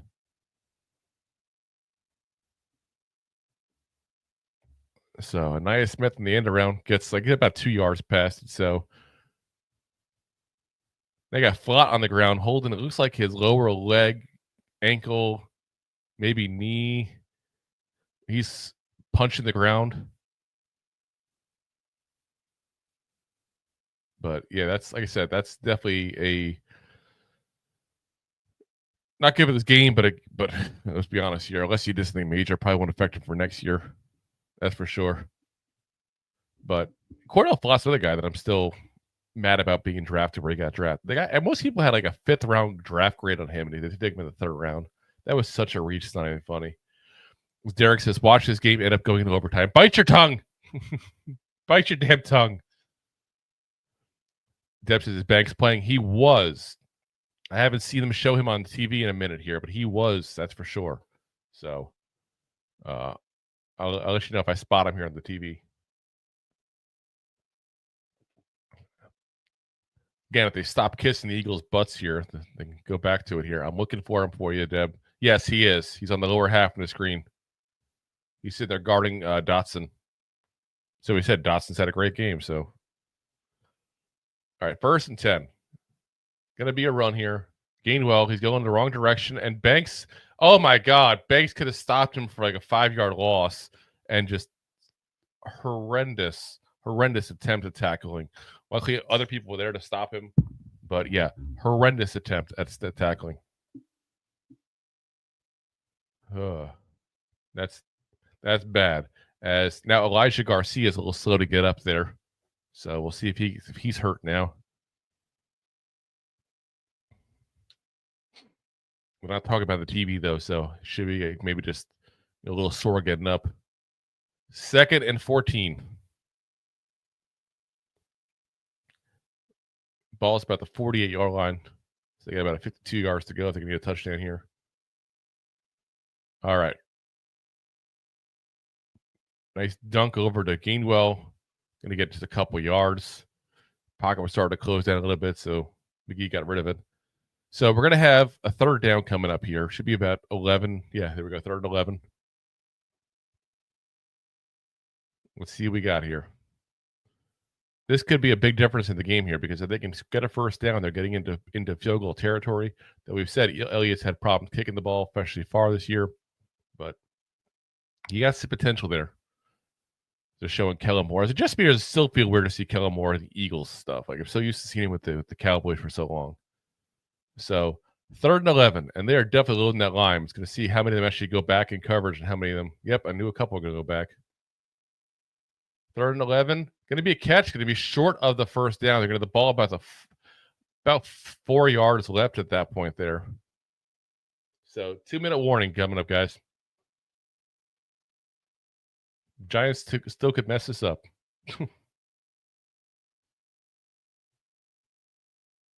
And let's see here. Robert says, yes, he is. Do you know how many receiving yards Malik have in this game? Let me see real quick if I can get the box score up here for you guys.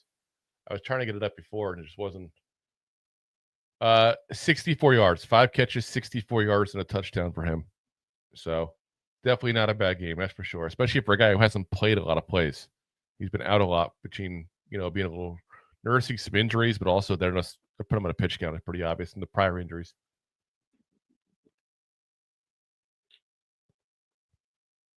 So, like I said, this is going to be an important first down. Though, you get this first, get this. Go ahead and go for the first down. Go for it at that point, and then try to get some points up through the Eagles. If you're the Giants, you're hoping they punt it, obviously, or they go for the first and miss it. Like I said, it's so hard to watch right now as a Giants fan, guys. It's so hard. It's like I really want to root for this team, but I want that draft pick so bad. It's like the consolation prize at that point at the end of the year. Like, okay, you guys sucked, but here's your draft pick as a result. By the way, Patriots are up by 4 points right now on the Bills. They have extended their lead, so that's a good thing for the Giants. The Jags are now tied with the Colts as well at 20-20.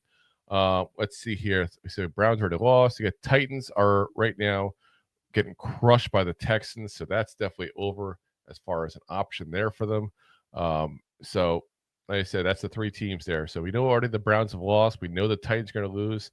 It's just a matter if the Packers lose or not. I thought the Patriots lose or not, and we move up to the pick number 3 in this draft here if we lose, assuming we lose. He says, how many yards does Brian Thomas have? So you're talking Brian Thomas, obviously, with the Jaguars. Are you saying this game or for the season, man? So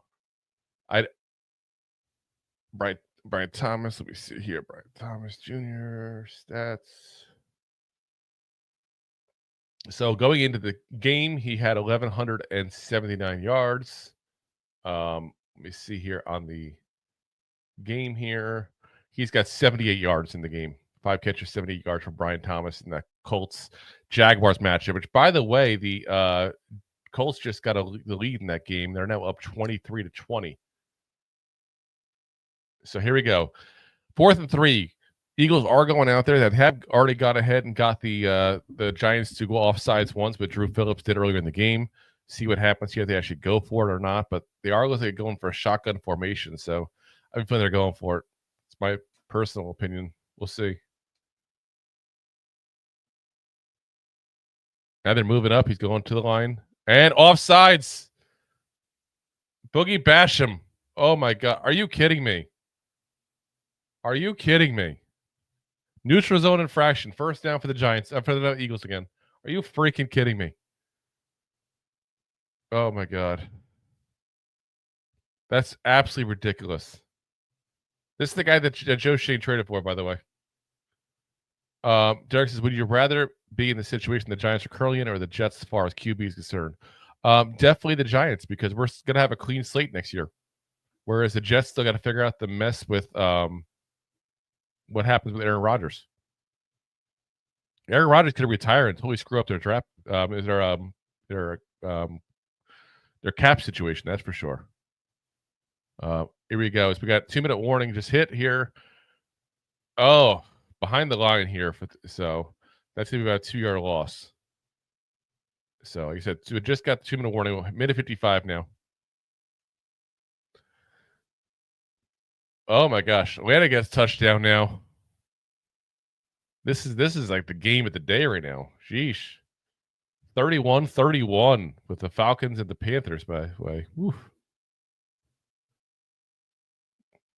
And we'll see what happens, because right now the Buccaneers are up by 1 point right now against the Saints. So if they don't win and the Falcons do win, the Falcons would go ahead and get the they would go ahead and get the NFC South crown here. There's kind of like a Burger King crown this year, the way that division's playing, but still a crown. Still a crown.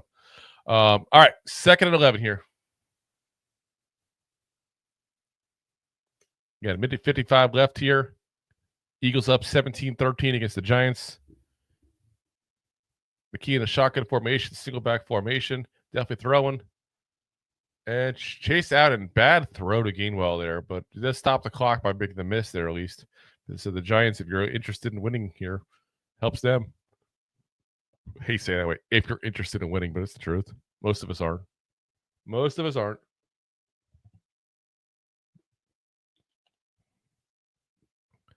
Alrighty. So 3rd and 11, guys.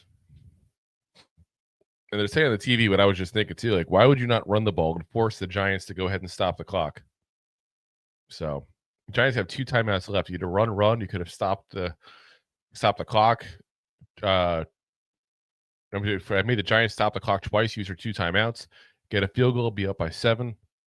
So we got to delay a game now on the Eagles now too. Oh, timeout by the Eagles. They got it out just in time there. But yeah, they could have run the ball, timeout. Giants are now out. You're in for a field goal position. You know, you could have gone ahead and gone back up by 7 and forced the Giants to go ahead and score a touchdown just to tie the game with like very little time left. Like I said, that was bad planning on their part there. As I've said it forever, I'm not a fan of Sirianni. Like all Giants talk aside, there, Sirianni's not a good coach. He's got an excellent roster because Howie Roseman is really just says screw it to the future basically, and keeps on pushing money back. Just like I said, not a smart move by Sirianni and company. All right, 3rd and 11, guys.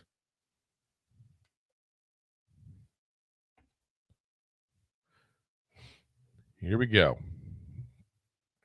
So that could be a very important part of this game here. Key's got the time. Got the ooh. Smith gets the catch. So way short of the first down though. 4th down. Unnecessary roughness on Kayvon Thibodeau.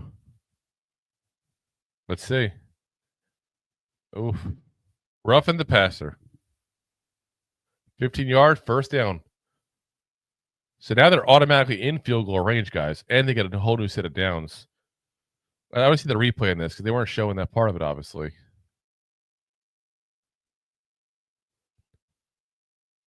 This is the part of the NFL I hate now. Easy call, yeah, but it shouldn't be a call.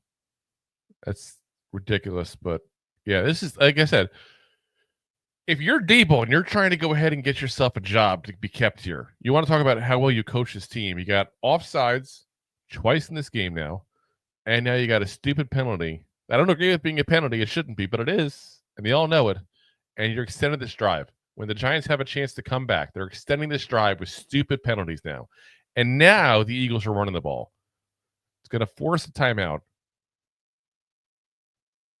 Yeah, like I said, this is exact of why the Giants aren't well coached right there. Stupid mental mistakes are a Giants issue. So, as they're showing the replay of the Drew Lock against the Eagles last year with the Seahawks. Oh my gosh, here we go. As Derek says, 3 runs and a field goal here. It'd be 2 runs and a throw. As Dakota says, wow, Tibbs just saved your pick. Thank you, Thibodeau. Let's see. 2nd and 11, guys. Like I said, it should be another run at that point there. They are sitting like a shotgun formation, though, so we'll see what happens. But if they're smart, they're running the ball. There we go. They are. So Gainwell gets a few yards here. 3rd down. Tackled by Darius Muwasow. Who's had a decent rookie season for that late of a pick there. Now I get a little bit of scuffle there. A little bit of fight. I don't see the flags thrown yet though from it. Just a little trash talking. As Fress says, Pats are in good position to win with 3 minutes left. That's goodish news, I guess. Dakota says Jets are worse than the Giants. Yes, they are. Like I said, at least we got a clean slate next year. That's the big difference. All right. 3rd and 7. All right, they're still trying to start everything back up and get a little slight scuffling going on. Let's see here. Robert says, like Brian Thomas will win the rookie receiver for most yards in 2024. Yeah, it's possible. I think he's played all the games, though. That's the big difference. Let me see here real quick, and I'll see if I can spot this real quick while we're waiting for 3rd and 7. Yeah, he's played in every game. That's the difference. So, all right, 3rd and 7. And they're handed off again. That just makes no sense there. I guess they're trying to run the clock down still, I guess more, but I would have tried one pass. I would have tried one pass at that point. As Dakota says, LOL, the videos of Giants GM and Hard Knocks are so bad. Yes, they are. Yes, they are. Deb says, can't believe the Jets are interested in Ryan again for HC. I think it's just a courtesy, honestly, interview. Personally, I don't know. She's talking about Rex Ryan. Those aren't where Rex Ryan interviewing for the Jets head coaching position. I think it's a courtesy thing because he's been very vocal about being interested in it. And it's like you bring him in, you talk to him. It can't hurt to talk to him. You let him save some face. You know, the Jets fans that like him, you kind of get a little bit of a, hey, look, they're trying this. Good for them, you know? It can't hurt. Can't hurt, but I don't think it's a legit interview personally. Derek says Jet puts all their eggs in a basket by going with a washed-up 40-plus-year-old quarterback. You could say that, but honestly, before the injury he had, he was looking good in Green Bay. Before that injury he had, the very first game last year, you know, you could have said, hey, get him a couple of years. The problem was the way this contract is set up. For this contract to have worked out for them, they gave Aaron Rodgers. He would have been the second coming of Tom Brady. And I don't even mean the winning. I mean just the longevity. Like let me pull that up real quick while we're waiting here at 4 and 7, as they are going for a 32-year-old quarterback here. Let's see here. So yeah, they're gonna have to pay him next year. He's being paid. The following year is being paid, and then he got void years on top of that. So he's still got a lot of money owed to him. If you cut him next year, you're going to lose $49 million against the cap. Whereas his cap space number right now is $23 million because they backloaded the hell out of this thing. So, like I said, you're in a bad position. You're in a really bad position where if he retires really quickly to screw you, which let's be honest, Rodgers doesn't do what's right for the team. He does what's right for him. $49 million cap hit instead of 23. That's pretty bad. That's definitely putting that team in a position. By the way, it's not good. By the way, Eagles did get that field goal. So yeah, we got a 7-point lead for the Eagles here in this game here. So Giants are going to come out here, 47 seconds left, trying to get a quick touchdown to tie this game up, and perhaps dash our hopes for a good draft pick in this. As Derek said, I told you 3 runs at a field goal. Yeah. Said I wouldn't have done it, but again, I'm not a Sirianni fan, so he does things quite often I don't agree with. So Neighbors' helmet's going back on, guys. So we got 47 seconds left in this. I should let you guys know real quick while this is going on. We're waiting for kickoff. At the end of this game, we will be moving on to another video here. So I'll take a 2-second break here. And then go ahead and we'll start our post-game coverage where Rob will also be joining me for our usual show that we do, talking about the game, going over all the issues here with the Giants. Like I said, it's going to be one of those situations where ball game's not over, but we're hoping it's over. I'll put it that way. We're hoping. We're hopes and dreams, guys. Hopes and dreams. Let's see here. Derek says 47 seconds to watch how the Eagles let the Giants tie this up. No, don't you dare say that. G says 47 seconds. Please, Eagles beat us already. Never thought you'd say that, all right? Dakota says Sirianni wins a lot of games. Do you agree with it? I do, 100%. He wins a lot of games because he's a great roster. I'm just not a fan of him as a coach. He hasn't won any Super Bowls, right? That's what it matters in the end. First and 10, locked at all the time of the world. Gets out to Bellinger. He's going to get about 4 yards, go run out of bounds immediately. 41 seconds left in the clock. And I think you'll see a lot of that kind of dink and dunk here because that's what they're going to do. They're going to prevent defense, obviously, the Eagles in this. You don't want any big plays to happen. So Neighbors coming back off the field. They're saying Hyatt's in for him. So it makes you wonder, is a deep shot coming here? Hyatt there in the bottom of the screen, by the way.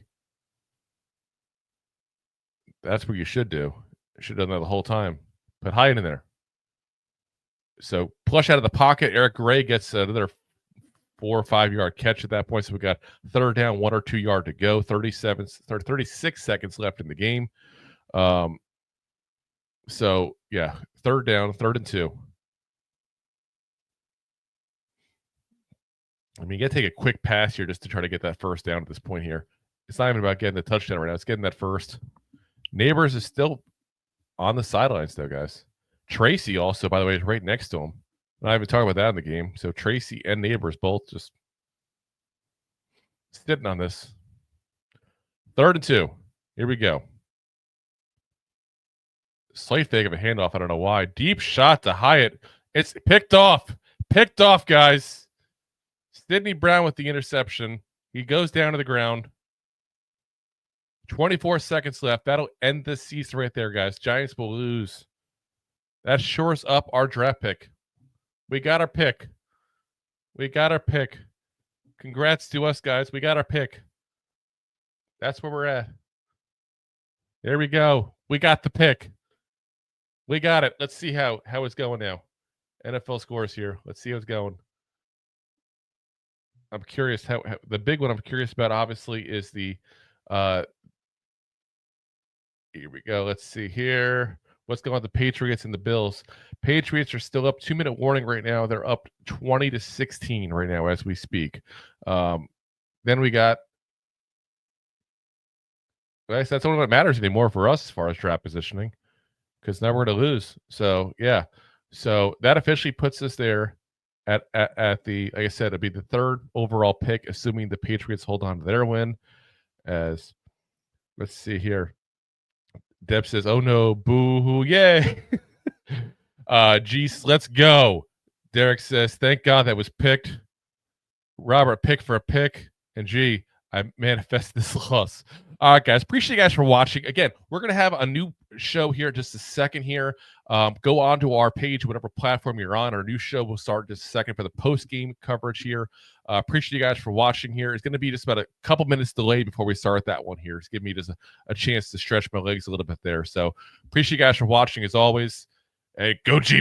Thanks for listening to Two Giant Goofballs, a New York Giants podcast. We appreciate your support. Thanks so much. Please, I'm begging you. Please subscribe.